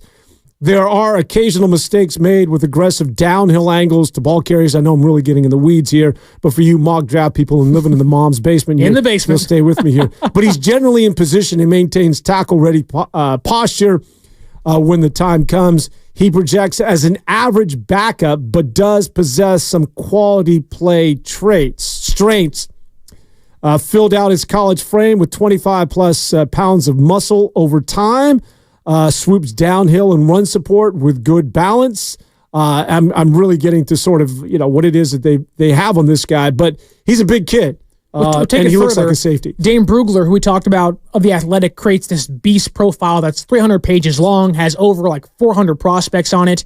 He had Malik Mustafa as his 6th rated safety. Now, Jaden Hicks is still out there. He was his 1st rated safety, so maybe you can get in the weeds and say, well, I wanted Hicks over Mustafa. But Mustafa is someone, when you read the scouting report, he isn't the ball hawk in Jair Brown, but he is the playmaker coming down in the box, making tackles that Talanoa Hufanga might be. The ball skills aren't there exactly. 1 interception last season, but at least coming into the year, if nothing goes his way, he's going to be a good special teamer and at least give San Francisco flexibility in regards to what is Hufanga's injury going to be coming into the year.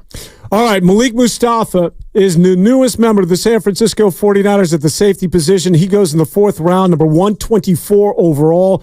Sterling Bennett and Dan Avone will continue to talk about the draft pick. They'll be on the clock once again at 1:32. We'll have that for you. Hopefully we'll get it live. We'll continue with much more coverage of the San Francisco 49ers draft, rounds 4 through 7. Sterling Bennett and Dan Avone on 95.7 The Game. Whether you own a local business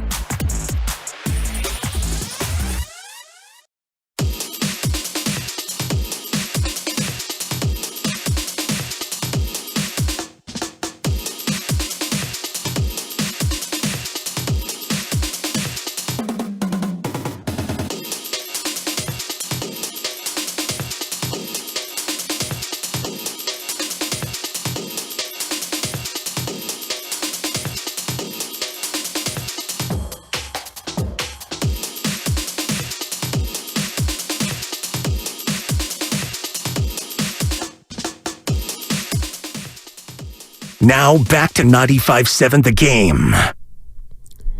The San Francisco 49ers have just moved up and now at the 129 spot. So San Francisco, after just picking Malik Mustafa, the safety out of Wake Forest, at 124, now are on the clock once again as the pick is in. Round 4, pick 129 belongs to the San Francisco 49ers. We're moments away from finding out who that is.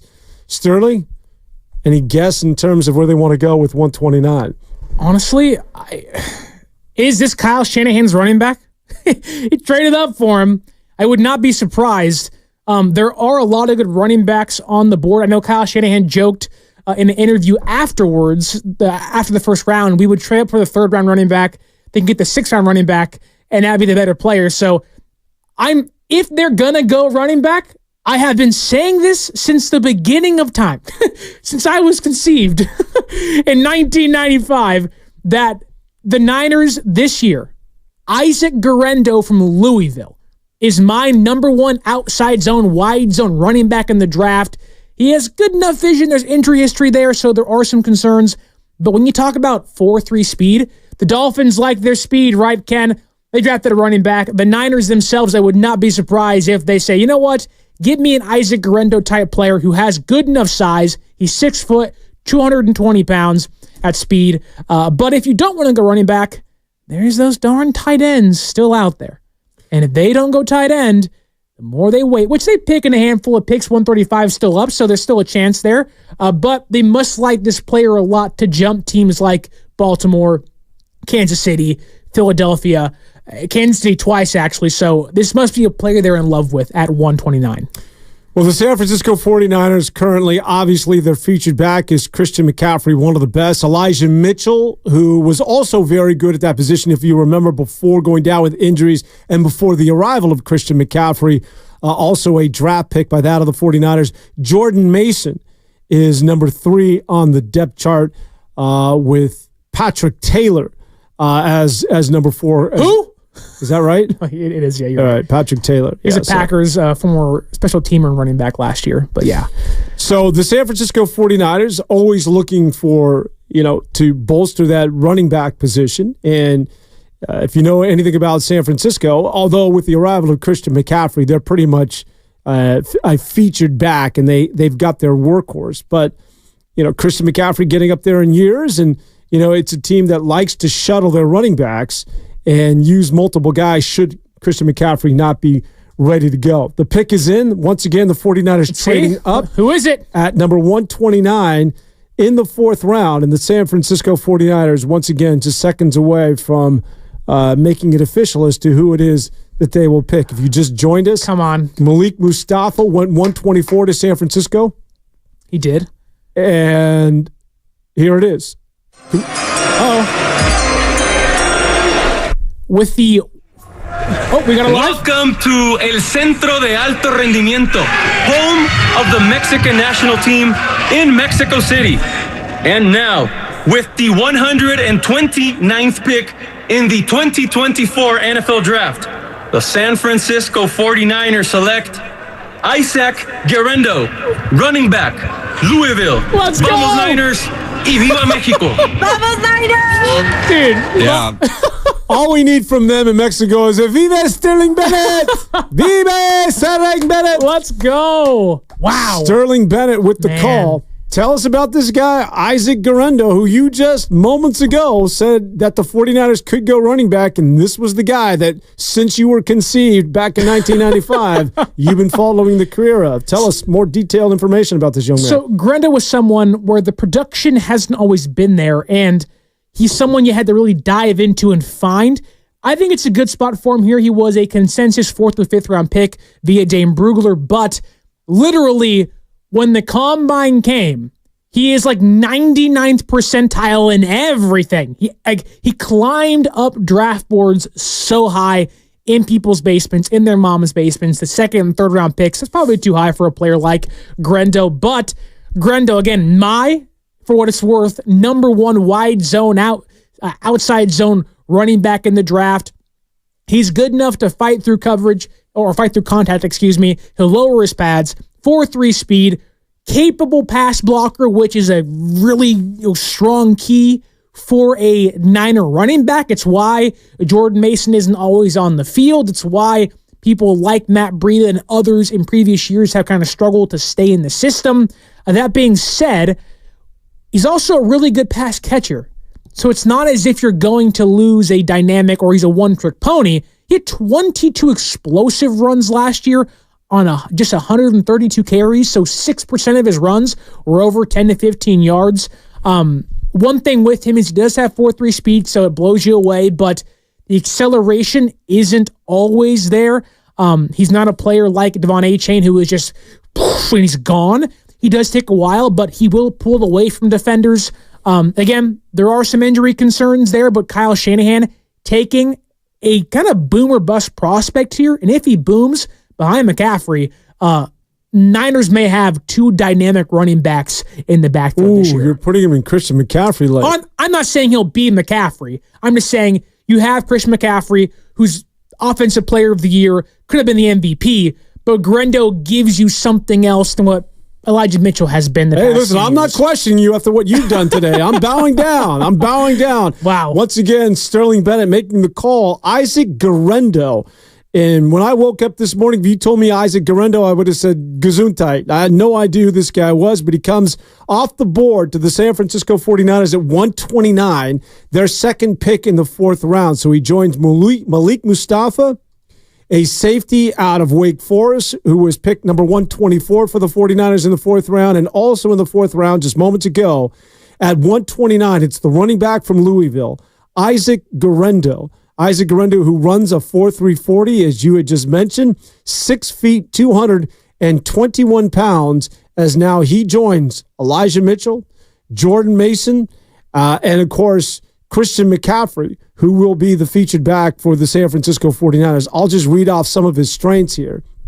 Impressive blend of size, agility, and toughness, ran with improved decisiveness and confidence in his reads in 2024 and 2023. Subtle lateral shifts to bounce around bodies through first two levels, drops his pads and plows through early arm tackles. Defensive backs melt right off of his powerful legs and outside runs. So this guy apparently, much like that, I think, I feel as though I'm describing Jordan Mason here, seems to have sort of that that lower body sort of power and the thickness. But I don't think Jordan Mason, once he gets to the outside, is running a 4.340. No. Where this guy sort of separates himself.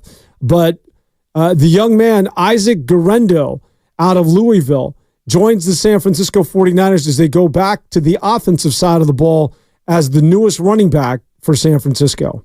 I was looking at my tweets because usually when I find a player I like, I'll go on Twitter and I'll say, hey, check this guy out. My first Isaac Guerendo tweet was February 24th of this year.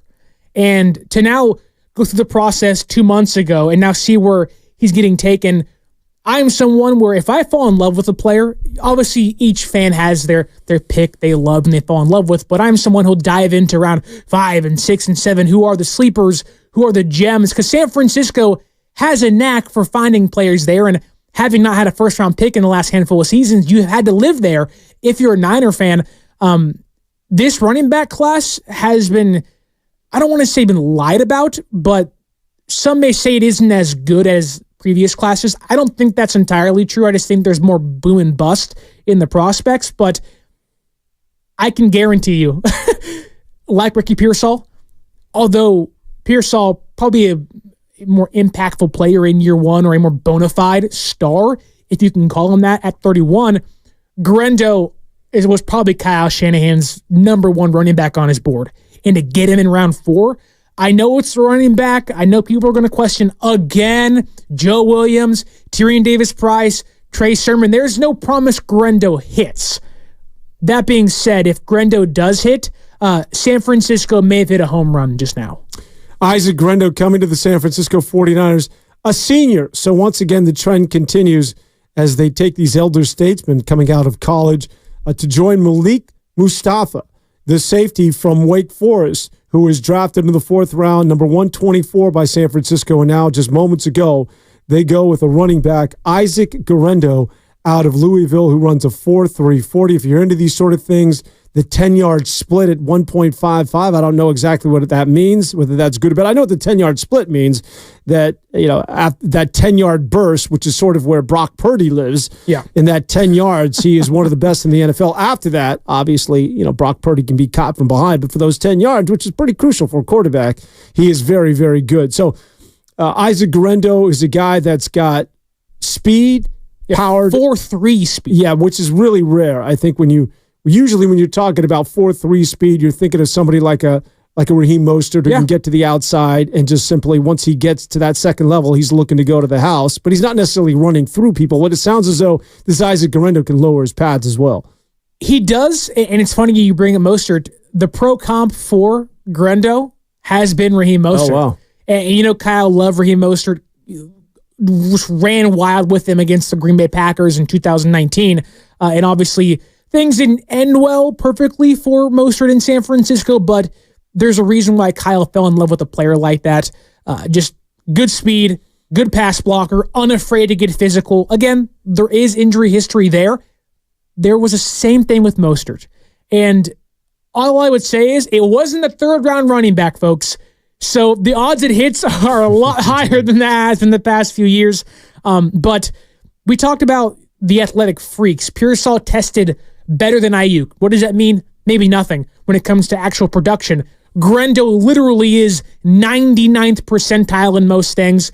Had the highest vertical, 41.5 inches for running backs. Doesn't matter that much, not entirely, but when you talk about just all-around versatility on the ground, through the air as a receiver, and a pass blocker, the archetype for what Kyle Shanahan loves with his offensive weapons is Pearsall, is Guerendo, and if both these guys can hit, which we'll obviously see what happens. Again, Kyle Shanahan has found two players, if they stay healthy, they could impact year one. They really could. Yeah, I'm looking at this guy run his 40. Wow, he is really physically put together. And he looks like a running back. Doesn't mean anything at the end of the day, but Isaiah Guerendo coming to the San Francisco 49ers, and I think that this is one of those picks. Well, I get it. There's going to be some that are going to say, all right, why are you getting a running back? Yeah. But I think when you're going in the fourth round and you're picking at 129, as the 49ers just did, once again, getting Isaiah Guerendo out of Louisville, a senior running back with 4.3 speed, this is just the best player available. Might be the best way to characterize. Well, obviously there's areas of need, but when you can get an Isaiah Guerendo, you're just going to simply go for it at that point. And everything else is pretty much out the door as far as, quote unquote, where we need to address. When San Francisco picks in what seems like two more, so at 135, it's not as if they're going to have 4 fourth-rounders now, or 3 fourth-round picks this year. I don't know what the compensation was to move up just yet to 129, but San Francisco obviously likes a handful of players. And me and Grandy talked about this yesterday as Jaden Hicks, Dane Brugler's number one safety, goes to Kansas City. So Casey's loading up. But me and Grandy talked about trading back yesterday with Kansas City. Getting another 5th-round draft pick gave you flexibility to jump back up in the 4th round. San Francisco does that. John Lynch had also said that the depth in the 6th and 7th round wasn't exactly where it had been in previous years. So it's a good thing if they like a player to jump up, get them, knowing the depth that they'd want hasn't been there like it has been the past draft classes. You know who were you giving a hard time to? Was it Miami that won in the one with the punter? It was the Bears. It was the Chicago Bears who've had such a good draft. But keep in mind, Mitch Wishnowsky was also a 4th-round pick. Yeah, which he's turned out to be great. Got a second contract. I can almost guarantee you the Niner fans would say a punter in the 4th round, even if you're guaranteed to have a Mitch Wishnowsky. Like the value of the positional value isn't there. But that being said, Kyle Shanahan has gone kicker and punter in the 3rd and 4th round during his tenure. But the Dolphins went running back of all places. When you have Mostert and you have A-Chain. Yeah. I know Ken, right, baby. I know Ken will defend it, but I have the question. In a way, it's almost like San Francisco going receiver, but even worse because it's a running back. When you have 5 guys you already use a lot. Listen, speed kills. Just give me more speed. Yeah. Mostert's on his last contract. I mean, he's got. You can say last legs if you want to. Yeah, he's still viable, man. He's good. But yeah, it's an interesting pick for sure. The 49ers, the 2 4th-round picks that are currently on the roster, Mitch Wishnowsky, and Spencer Burford, the offensive lineman. So San Francisco, once again in the 4th round, going with Malik Mustafa, the safety out of Wake Forest, to sort of answer an area where has probably more question marks than any other defensively. When you think about the injury to Talanoa Hufanga and Jair Brown, still some questions surrounding him, although there is promise with the young man out of Penn State. And Tashawn Gibson, with the level of uncertainty with his future, they go with Malik Mustafa, a safety out of Wake Forest, who is a powerful guy that likes to come up in the box, as they like to say, and support that run. And then just a couple of minutes ago, a running back joined San Francisco in the 4th round, number 129 overall, Isaac Guerendo. Isaac Guerendo out of Louisville joins the San Francisco 49ers. Again, as one of those picks, probably the best player available. But for the San Francisco 49ers, this is a team that is just looking to stack stars for what I think is now just a quest to finally win that Super Bowl. This is not a team that is going to be satisfied getting in as a wild card or even going to the NFC Championship game and or playing in a Super Bowl. It's now about winning one. And honestly, I think all of the picks they've taken so far can impact in some way, whether it's special teams, whether it's being offensive, being defensive players and guards and safeties. I think all of the people they've taken can impact year one. Niners are back on the clock, though, 135. I don't know who this is going to be. You would like to assume it's going to be a tight end. At least that's the hope. Christian Jones, I believe, is still out there. Yeah, you want to do it again? If they want to tackle, I would not be surprised if it is Christian Jones. I'm not going to look. If they want to go edge rusher, my mind screams Austin Booker, kind of a raw talent, maybe even an Xavier Thomas. But if they go tight end, I would not. Give me one. I'll give you one player. I think if you're going to go tight end, and that's who I think they might go here, it might be a player like Zach Hines from South Dakota State. All right. Now, we'll see. The pick is in. Do we want to take it live? All right, let's go to it live. This is for the faithful. Where are my Niners at? With the 135th pick in the 2024 NFL Draft, the San Francisco 49ers select Jacob Cowing, wide receiver, Arizona. Yeah, baby! Wow. Baby, Niner Day! Okay. Announced by a man who was wearing a Super Bowl ring as a hat. Interesting. Jacob Cowing out of the University of Arizona. 2 receivers? Joins the San Francisco 49ers, a Arizona Wildcat with 90 receptions for 843 yards, 13 touchdowns of a year ago. 5'11", 175. No, he's 5'8". He's 5'8". Well, they're listing him here at 5'11". Well, they're lying to you because he's 5'8", about 170. Now, like Guerendo, who had 4.43 speed, Jacob Cowing, 4.38 speed. So San Francisco may be taking a page out of the Dolphins' book and getting some speed electricity on the offense. But 2 receivers? Well, again, if you're just looking at best players available, all of that stuff is out the door in terms of trying to make sense of what it is that they're doing here. You know what this just jumps out at me?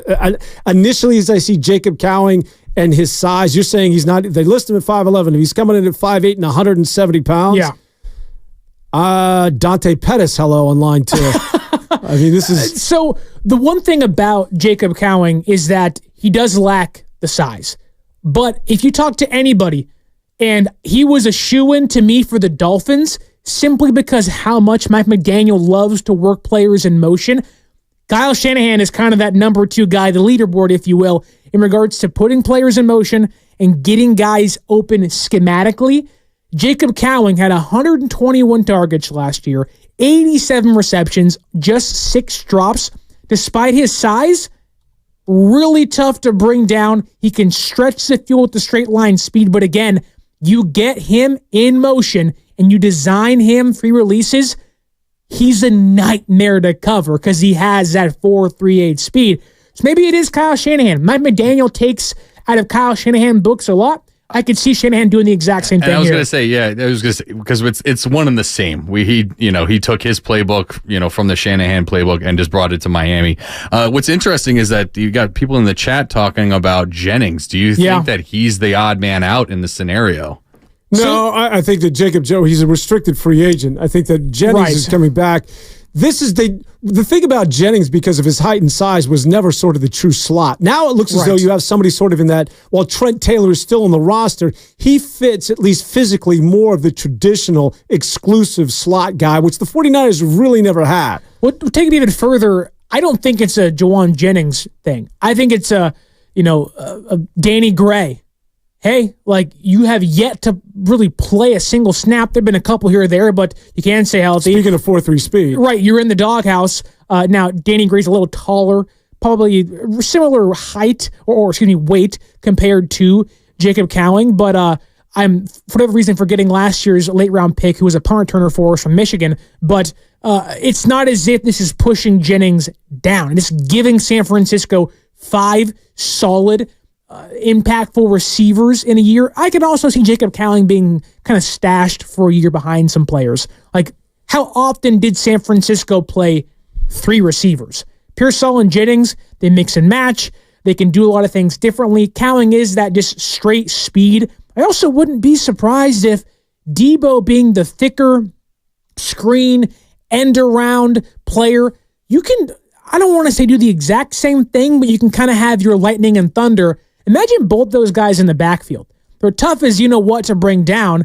You got the thick running back, 5'11", just a trunk of a man in Debo. Then you have your lightning speed next to him in Cowing, and both those guys are just strong, incredible athletes that say, if you're going to try to bring us down, good luck. So Shanahan now has so much versatility in this offense with Guerendo and Cowing and Pearsall. Is he building towards the future? Sure. But right now, I do think Guerendo, and if everything works out, obviously, Pearsall and even Cowing can get impacts and plays. And if nothing else, they got a relay team for the Olympics coming up in Paris this year. They certainly got speed. But this is a guy, you're right. Well, I just saw a profile on him listing him at 5'11", 175. Now I'm seeing he's going at 5'8", 168. Yeah, he's so this tiny. is one of the smaller wide receivers that you'll see, which isn't necessarily a knock when you think about the Wes Welkers of the world, or Deshaun Jackson out of the University of California, also a small guy that could go with 4.3 speed. Golden Tate, Golden Tate, for really good, was also a very small football player. So once again, it's Jacob Cowing that joins the San Francisco 49ers, a wide receiver who has 4.3 speed, 5'8", 168. So a small guy that you're assuming. I'm thinking that this guy is going to work again, maybe the middle of that field, as most slot receivers are prone to do, with that shifty quickness, to work along with the other wide receiver, Ricky Pearsall, who can play that slot and also get to the outside. But the 49ers take their second wide receiver in the 2024 draft. Round 4, I want to say, 132 overall? 135. 135 overall. The 49ers also, just moments ago, taking a running back by the name of Isaac Guerendo.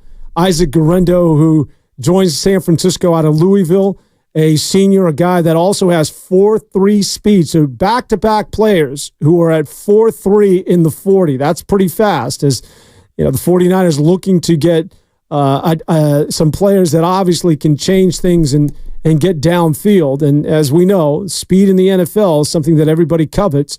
The first player taken in the 4th round earlier today was Malik Mustafa, 5'11", 207 pounds, as safety out of Wake Forest, also a senior who was a captain on that Wake Forest team that is a good run support in terms of coming up in the box and putting his helmet and getting being able to help against the run. What were you going to say? Well, there's been a lot of talk of, because of the new kick return rule, that a lot of teams this year value a good returner. And in that conversation becomes, do you want to put Debo back there or McCaffrey? I don't think you'd want to put your stars and risk them getting injured. That being said, you got a 5'8" guy that's around 170, 168 pounds who runs 4.3 and is tough as nails to bring down. If that doesn't scream special team kick returner running back style of player to alleviate some pressure off Debo, you have Trent Taylor there, that's fine. But I would not be surprised if we see Jacob Cowing be this team's kick returner this season. Not to mention they lose Ray McCloud. Exactly. So there's an area of need there. All right, we'll continue to talk about it. The San Francisco 49ers in the 4th round have 3 players now that are have just joined the team. We'll break it down and talk about a little bit more in detail their most recent pick, calling out of the University of Arizona, a diminutive small wide receiver and or a slot, most likely a slot. We'll break all that down for you and much more as we talk about the draft in day 3, rounds 4 through 7. Sterling and Bennett and Dan Avone back after this. So, how's your research going? Surprising. After I figured out the top-rated TVs in our price range, I went shopping for deals. And who's the best? It wasn't the internet, and it wasn't the warehouse club. But? It was video only.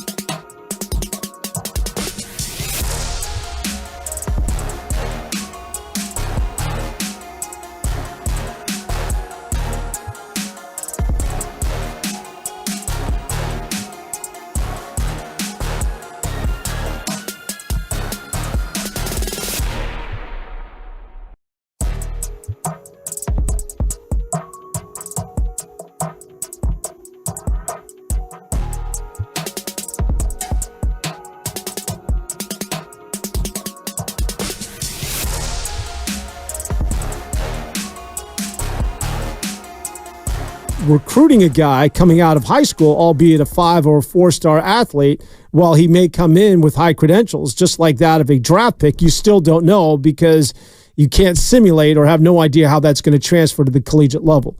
But I think that, just to answer your question, while it might be more difficult to assess players at the college level these days because everybody in the transfer portal, I don't think that has any sort of effect. I don't know how you feel about this, Sterling, when it comes to the NFL, because there's tape on all of these guys regardless of whether they've transferred once or twice throughout their collegiate career. I won't lie. There are times when I struggle to, I don't really get into college football when it's happening. I get into it afterwards, when I can sit down and read and watch and kind of look at the players that are going to be on the board. I don't care about freshmen and juniors and sophomores if they're not going to come out into the NFL, because that's what I like, the draft, the process, the players I think my team can take or opposing teams might be able to grab and hurt my team with, like a Marvin Harrison Jr. or Xavier Thomas, who just went to the Cardinals, who are having a great draft this year. But I don't think it's just the NIL. I also think, take the picks Niners have had. 3 of the first 6 guys they've taken have been 5-6-year players. Many of them transfers. Grendo also a transfer from Wisconsin to Louisville. But I think COVID has also affected a lot of this because players you would expect to come out 2-3 years ago have stayed in college. Draft classes that were projected 2 or 3 years ago, even last year, aren't the same. John Lynch himself said they had about 200 roughly players graded. Only about a handful of, I think like half the guys they had said were draftable players this year went back to college.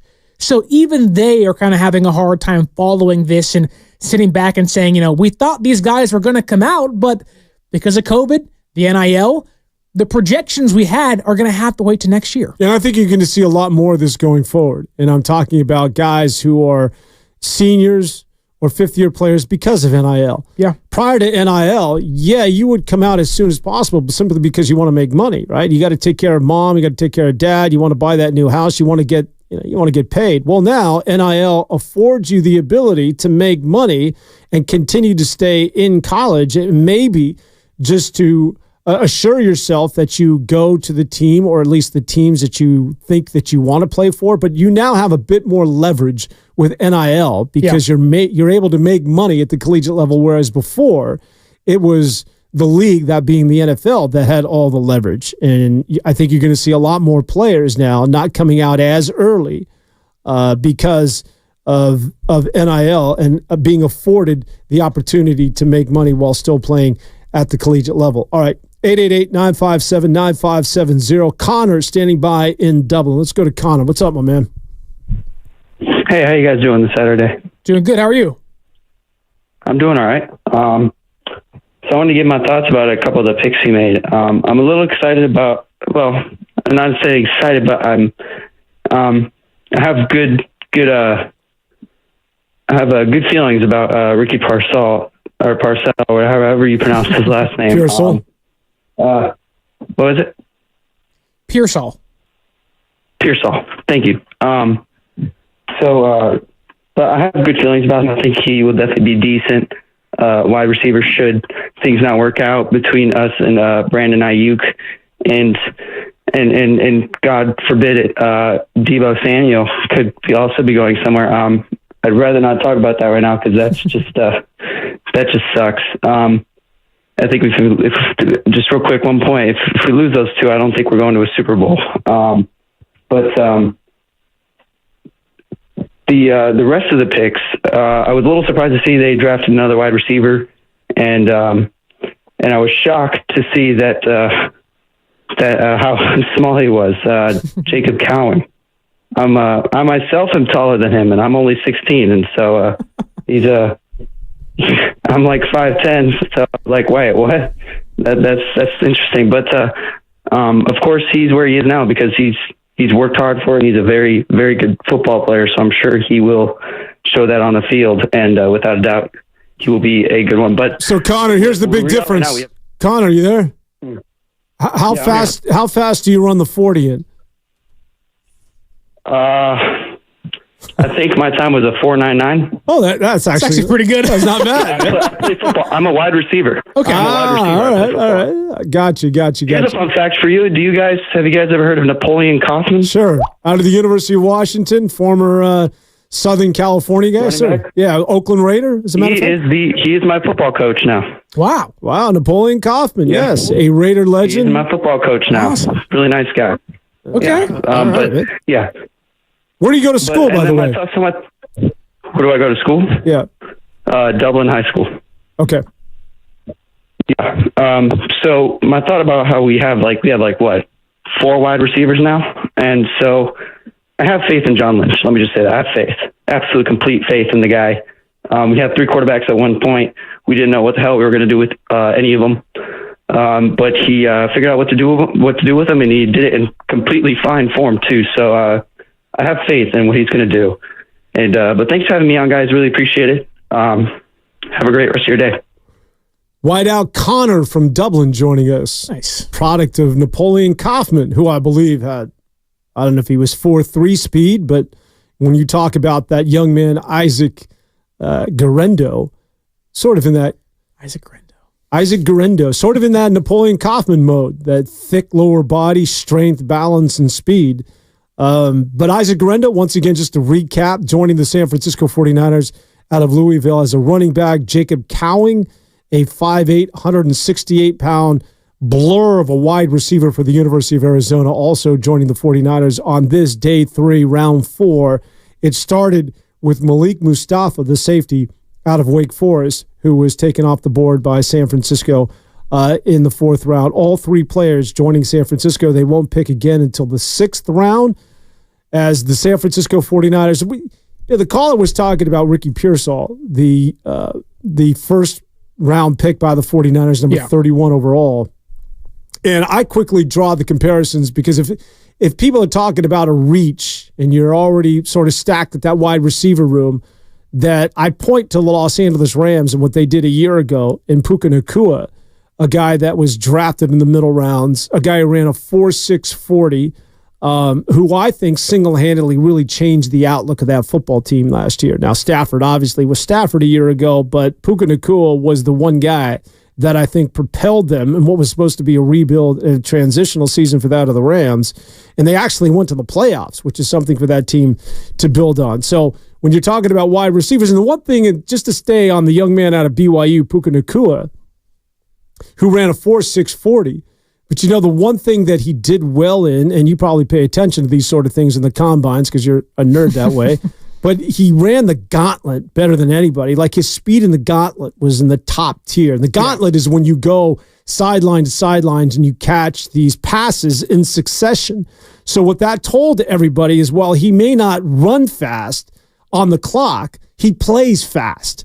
Yeah. So again, it just becomes, we get our head down on these combines and we put a stopwatch on everybody and we're all about like the metrics and the measurables in the terms of assessing what a football player is good or bad. And Puka Nacua is a perfect example of a guy that, while he may have been slow at only 6'1" or 6, I think he was 6'2", good size, but somebody that you wouldn't think of as being that sort of an impact or setting the record for the most receptions and most yards as a rookie in the history of the league. But the one thing I guess what I'm trying to say here, Sterling, the one thing that you can't simulate or the one thing that you can't forecast is once you put the pads on and the helmet on, you're playing at that level as to whether or not you're going to succeed and separate yourself from the rest of the rookies. And we won't know on any of these picks until you kick it off. And everyone's journey is different. Take Raheem Mostert, for example. We talked about him plenty of times today in regards to Isaac Guerendo's journey to the NFL. Raheem Mostert wasn't supposed to be what he became. He's not supposed to be who he is now. And a coach may see you as a practice squad player, and it takes 7 different teams and 3 or 4 years for a coach like Kyle Shanahan to say, no, I see a starting running back in you. And everything has to align that way, right? But, going to Jacob Cowing, the caller Connor said, I'm taller than him and I'm 16. And while Connor runs a 4.5, whatever it was, or a 4.49, whatever it was, Cowing runs a 4.38, right? Cowling's also, despite his size and his weight being around 170, he's played 5 years in college, hasn't missed a game. So it's not like the size concerns are that of he takes one hit. Now, linebackers, defensive backs are a lot stronger and bigger in the NFL. But if he is simply, in the first few years, a prime kick returner that, as Dane Brugler describes him, a player with a jetpack strapped to his back, the new kickoff rules gives players like that the ability with a running start to just go. And if you get that guy in space, and if he's playing receiver off some motion, a lot of the concerns you have with Cowing may not really be existent in a Kyle Shanahan offense.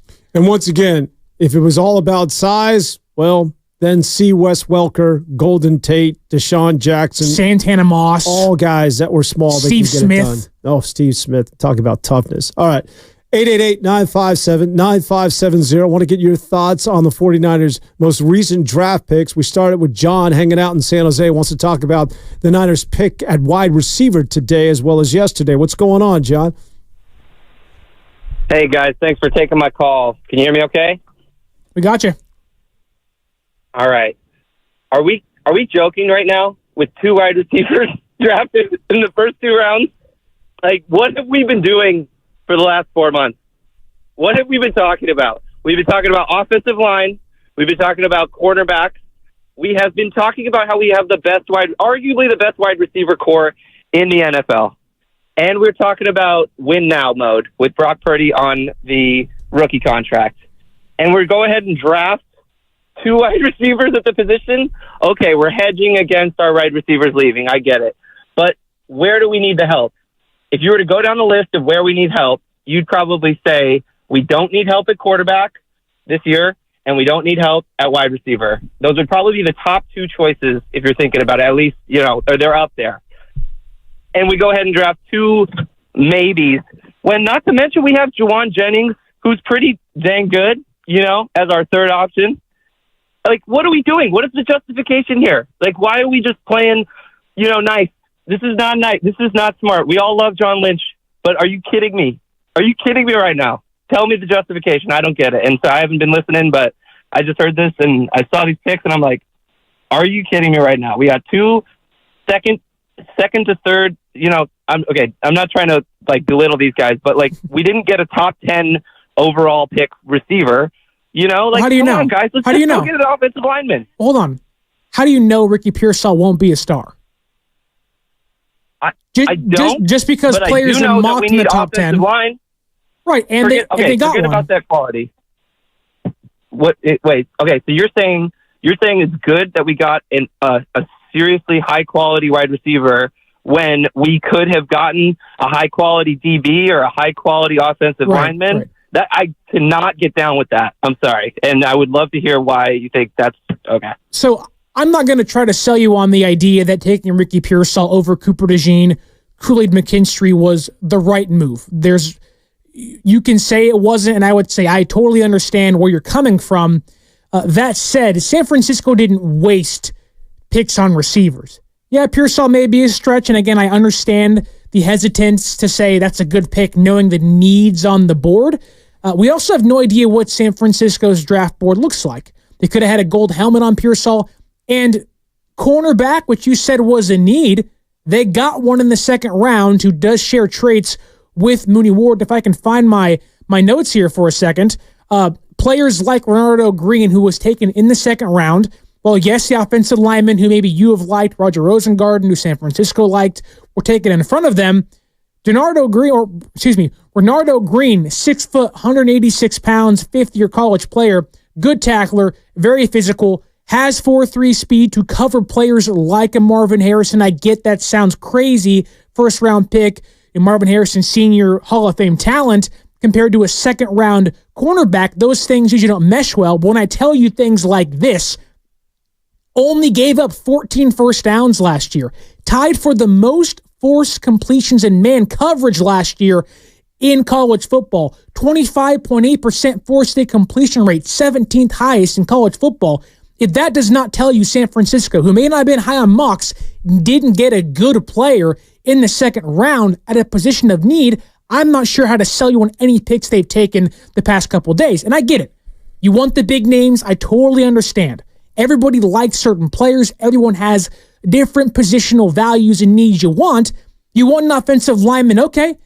I'm not going to tell you I didn't want Christian Haynes from UConn in round 2, who was still on the board when they took Renardo Green. I won't tell you personally I didn't want a different cornerback in Andrew Phillips, Kalen Carson from Wake Forest, or Kyrie Jackson, who's 6'3", and has archetypal kind of system fits like Richard Sherman may have had if you want to project into his future. But let's go to offensive line because we all want one.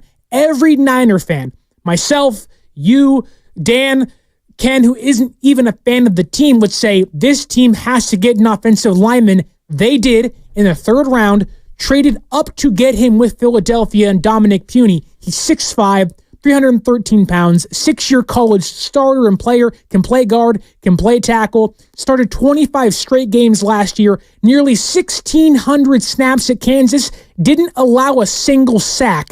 When you talk about getting high-graded players, fine. We're talking about getting quality players in the 1st, 2nd, 3rd, and now 4th rounds today. So I get it. It isn't this Mel Kiper's mock. San Francisco, you want to be optimistic here, has gotten high-quality players at almost every single pick so far in the last 3 days. I like the fact that the caller had some passion, man. I do. Getting after it. I think that the one thing that you have to take into account, that when you're picking in the 1st round at 31, you have to separate, and you can't conflate need with quality. Like, yes, you have a needed offensive line, you had a needed other positions, but what you have to take into account, and if the caller's still listening, that if you're picking at 31, if any of those offensive linemen that went, there were 9 that came off the board before the 49ers were picked, if for somehow any of them were to drop or to slip, then yeah, the 49ers would have taken one of the guys that they had projected much higher. But when they're not there, you don't simply draft somebody because it's an area of need, even though they're of a lower quality. Exactly.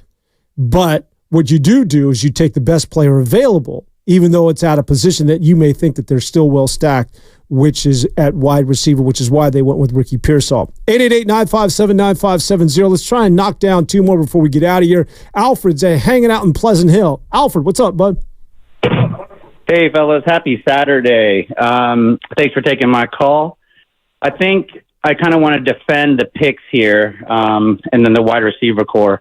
So I think people are not forgetting that when the Niners went on that little losing streak, we did not have Deebo Samuel. So I think the Pearsall, that pick right there is a little insurance for our offense. So what's your guys' thoughts on that? Yeah, Alfred, we'll detail all that for you. We got to get to a break, but yeah, you're right. As much as we talk about wide receivers and whether Deebo's expendable, that dude's a football player. And just simply put, I can't go in the weeds like Sterling is telling you guys who are coming out of Wichita State and what they had for lunch when they were 5 years old and what they ran the combine in and back in 2005. Listen, he's a football player, and you win with Deebo Samuel, and you're not as good without him. We'll discuss that in the most recent picks. Sterling Bennett, Dan Devone, breaking down the draft in day 3 in the 4th round. Back with much more after this. Are you curious about who offers?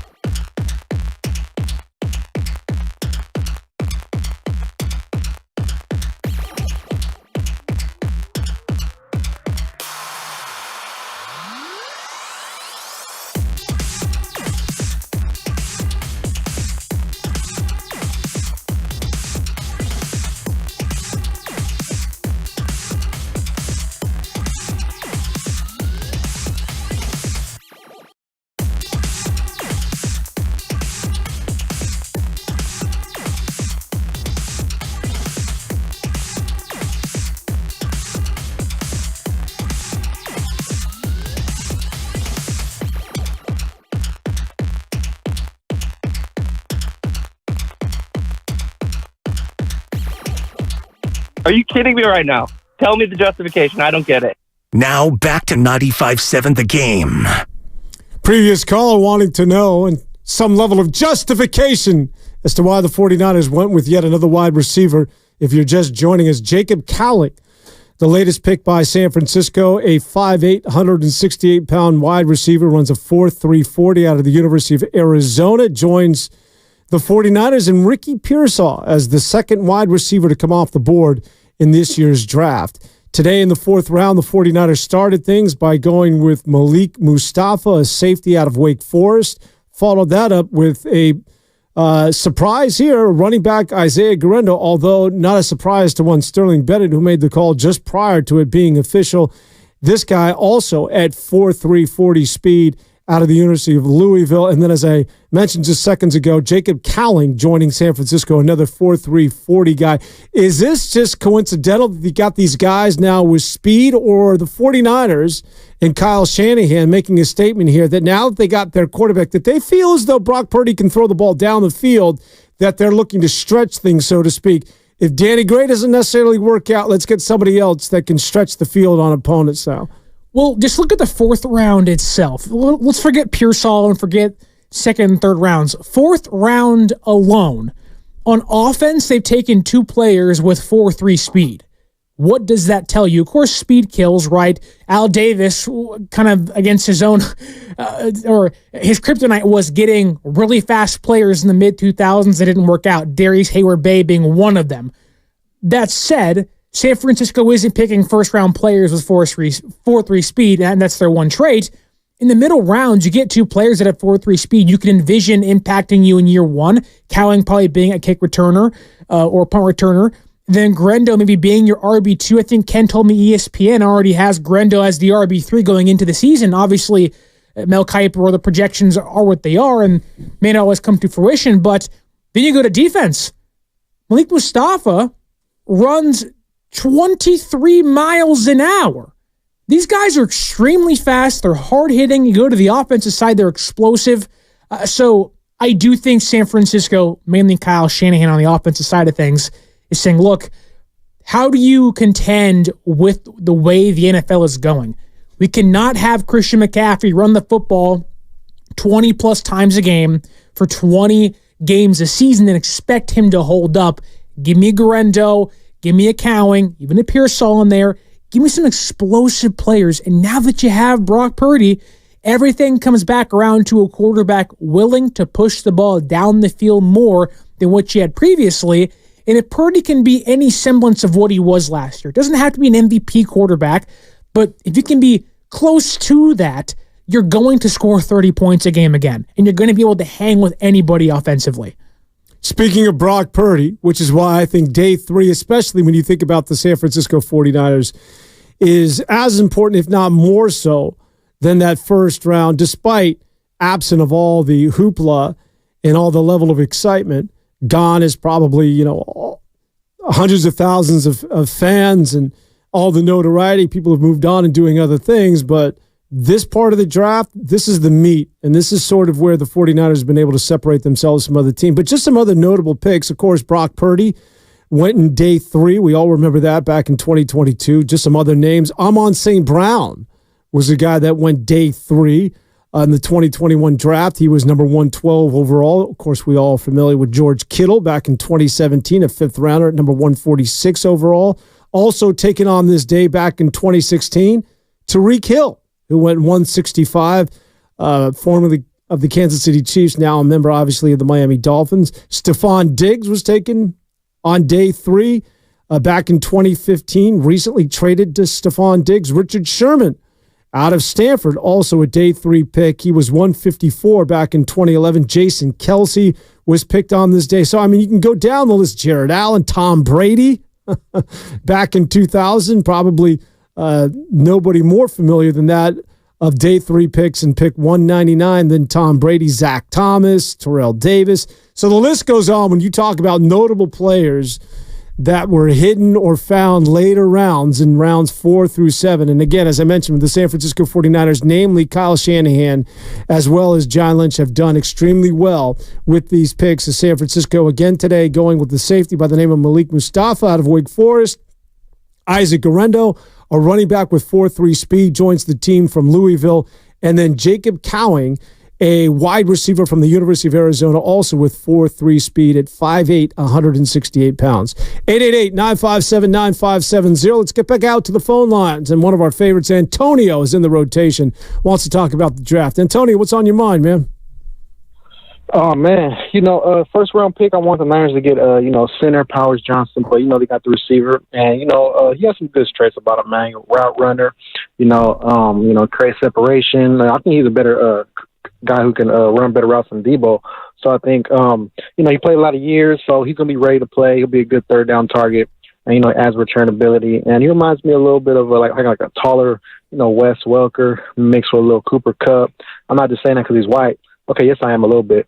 But I like the pick. So at the end of the day, we also added speed, and hopefully we throw more screens, and Brock Purdy throw some more deep passes, and I think our offense is going to be that much better. So, hey, man, I think the running back we got, he can be a good C-Mac backup. So that's what we need, depth, because this is a football and injuries happen. So, like I said, I'm ready for the season already.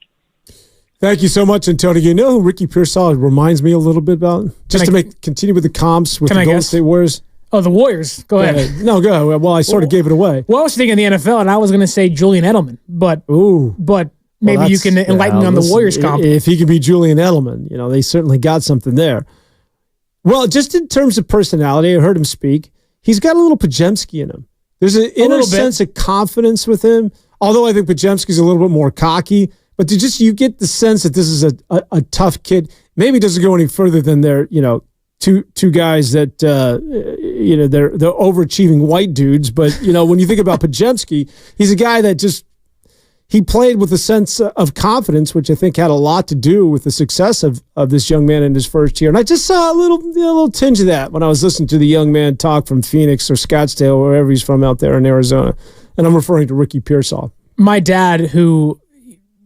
I could tell him to name one prospect, he would say, I don't know what you're talking about. And that's fine, but he was listening to Ricky Pearsall talk, and he did say that Pearsall came across more confident to him compared to other athletes. He isn't as quiet, isn't as shy, isn't afraid of the media, which that's what you get from a fifth-year college player who's been there. He's done that. He's played in big games, and I do think he does have some Pajemski to him, when Pajemski came in ready to play day one, and at sometimes started this year, and at times was part of the Golden State Warriors' best starting lineup, mainly early in the season when guys were out. They're trying to figure out who they were when Draymond got suspended. But take that one step further. Ken got in my ear and said Brandon Stokely. Again, another really good slot wide receiver. But look at those Colts teams. And obviously Brock Purdy isn't Peyton Manning, but they had Reggie Wayne and Marvin Harrison.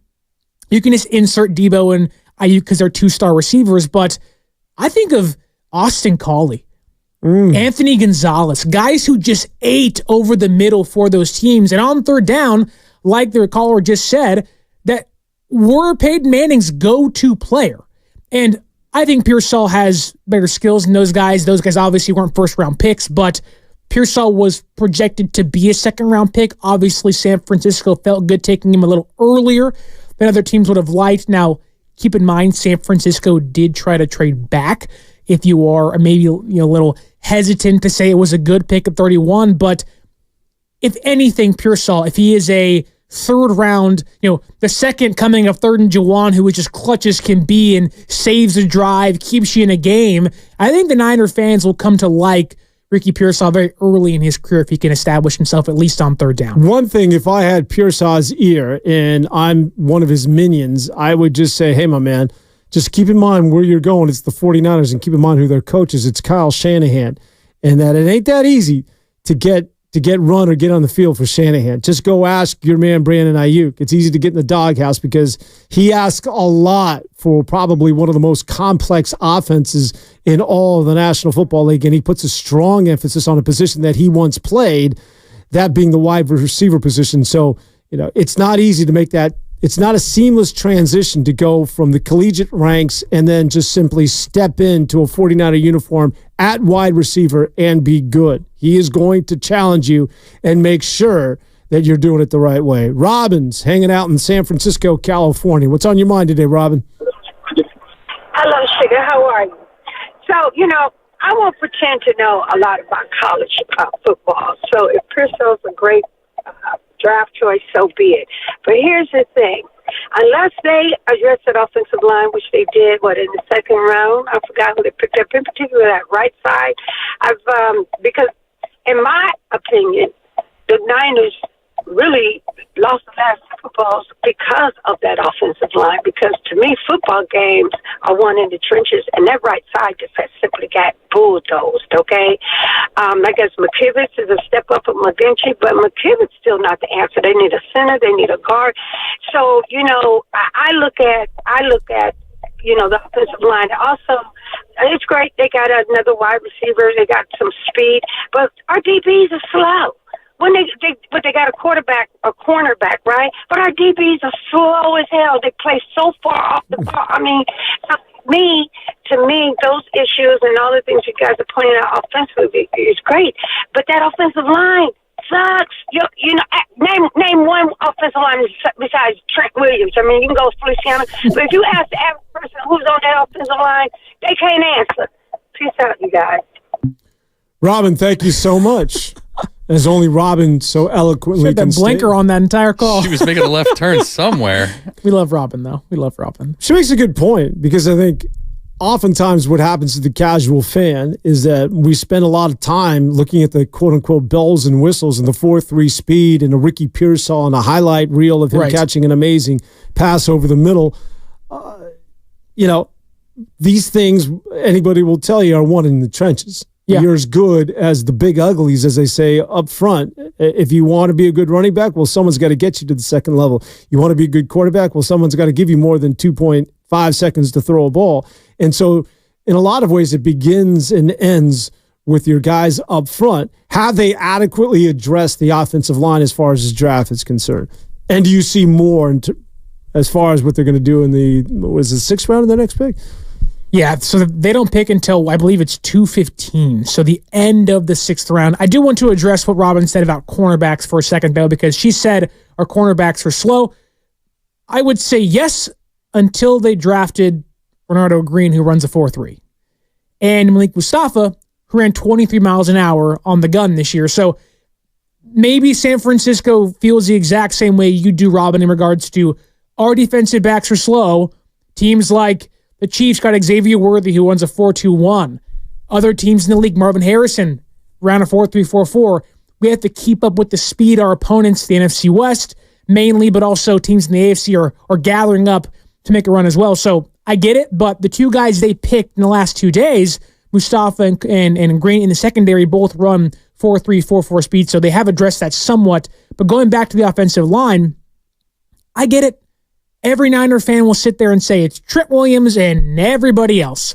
There are a lot of people yesterday, mainly one of the callers who just did call in a couple of hours ago, said he wanted Jackson Powers Johnson from Oregon. I would throw back, when has Kyle Shanahan ever played a rookie center?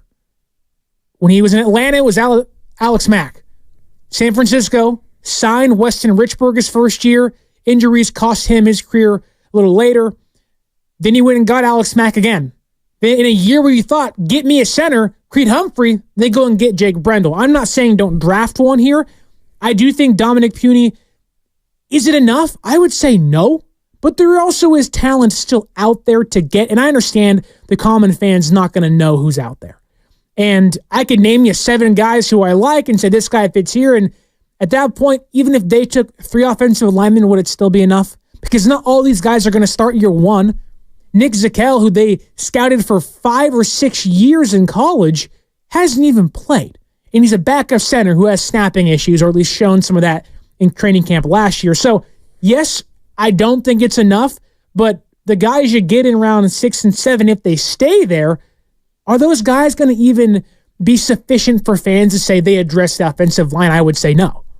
Back out to the phone lines at 888-957-9570. Dave's in Pleasanton, and he wants to get in on the act talking about young Ricky Pearsall, the wide receiver who joins the 49ers. What's up, fellas? Just like everybody else, I wanted to pick offensive line. I wanted to. And then everybody talks about this was a reach, but how was it a reach? Was it because all the analysts that you're listening to on TV are telling you and saying that he's a later pick in the second round? Because if they were as good as the scouts the Niners have or the rest of the league, they would be paid to be a scout or a GM. Now, also, looking at the reaction C.J. Stroud had, that tells me that he wasn't a reach. He wanted him bad about 5 picks later. There's also another thing. The other Florida receiver went before everybody else thought Mitchell was going to go, Adonai Mitchell, and all these other receivers. So that tells me the league saw it differently than all the guys on ESPN, and we should expect that. That's all I got, guys. Thank you. Yeah, Dave, I think you nailed it. It's not a reach if the 49ers went with him at 31. It would have been a reach if the 49ers had gone for, I think, an offensive lineman simply because they felt pressured or there was a level of need when you have what is a better football player in terms of the here and now as far as Ricky Pearsall. We'll just take who's on the board currently. If you're watching the NFL draft, the board still has players like Mo Kamara, players like Kalen Carson, who, more so Kalen Carson, he was projected to be in the 3rd round. Like, there are plenty of players. Troy Franklin was projected to be a 1st-round pick, and he got picked early today, but he fell to day 3 for a reason. When you go through all these mock drafts and you look at all the scouting combine numbers and you listen to other pundits who we all respect, everyone can have their opinion. I certainly have mine, and Dan has his, and you have yours, but not one person is always correct. And I go back to Dane Brugler when talking about Ricky Pearsall. Dane Brugler had Ricky Pearsall ranked as his number 9 receiver. He had Xavier Worthy ranked as his number 10 receiver. Kansas City had to trade up to get Xavier Worthy, and they traded away 32 in a 1st-round pick swap with the Bills, a 4th-round pick, and a 7th-round pick. If San Francisco had done that simply based off the name value of Xavier Worthy, a kid from Texas that has 4.21 speed, and he sucked, in 2 years' time, it would then become a reach, not knowing what he'll be. Ricky Pearsall right now could be the better receiver in this system fit. Just because someone says, these are my top 10 receivers, doesn't mean all 10 of those guys fit San Francisco. It means that 2 or 3 of them might. Marvin Harrison certainly did. Malik Neighbors and Rome Odunze do. But Ladd McConkey, Worthy, Leggett, maybe those guys didn't fit exactly or didn't fit the perfect puzzle piece in what Kyle Shanahan envisioned. Hence why you get Pearsall and watch Leggett go 32 right behind him. So the idea it's a reach, I can get behind it knowing Cooper DeJean's still there, knowing that Quillen McKinstry's still there, and there's a positional value to those players you're probably not going to get later in round 2 with where they picked.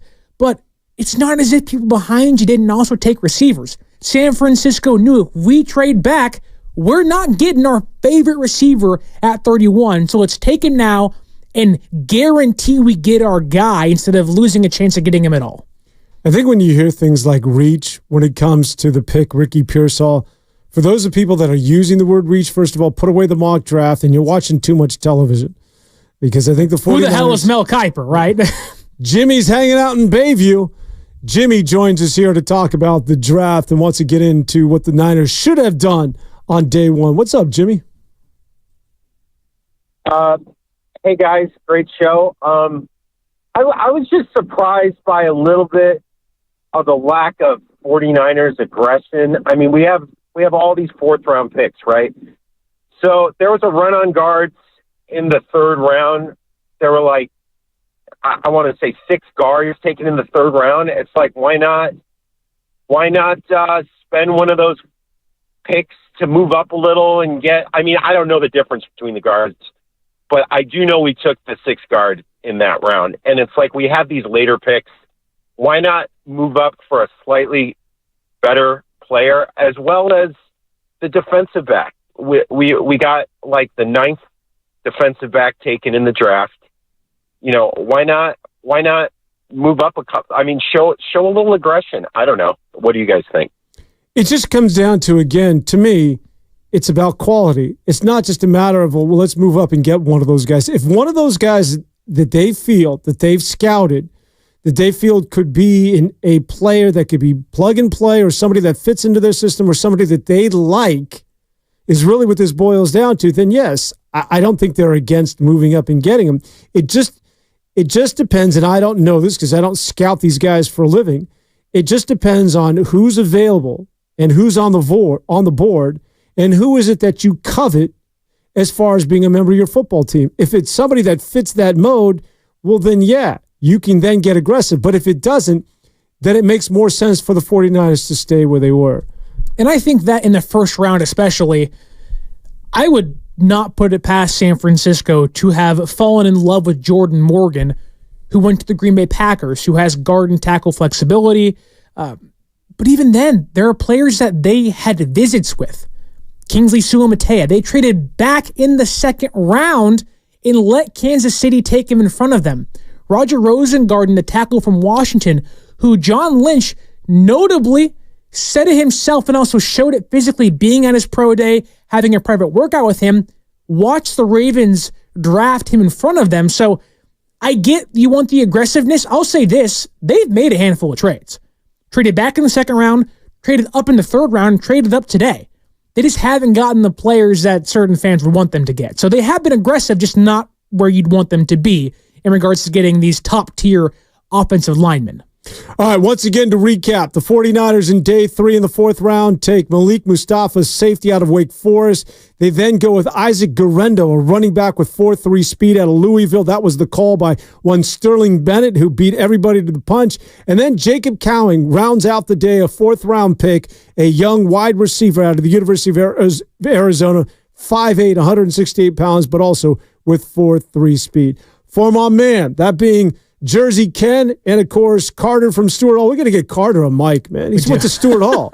Guy's got probably 4-syllable words with that Stuart Hall education of his. Well, maybe we shouldn't because he's going to be smarter than all of us. He'll make us look very dumb. Sterling Bennett. Sterling, you were spot on, my man, and we expect to hear much more from you as the draft continues. It was a pleasure working with you, and I'm telling you, I learned a lot more. And once again, it's all about calling who it is that the 49ers might draft, and let's just give you the name once again, Isaac Guerendo. Follow the career because Sterling certainly has for how long has it been? It's been at least since February, but if you want to go back to my conception in 1995, it could certainly be then too. We got to get out. Goodbye, everybody. So, how's your research going? Surprise!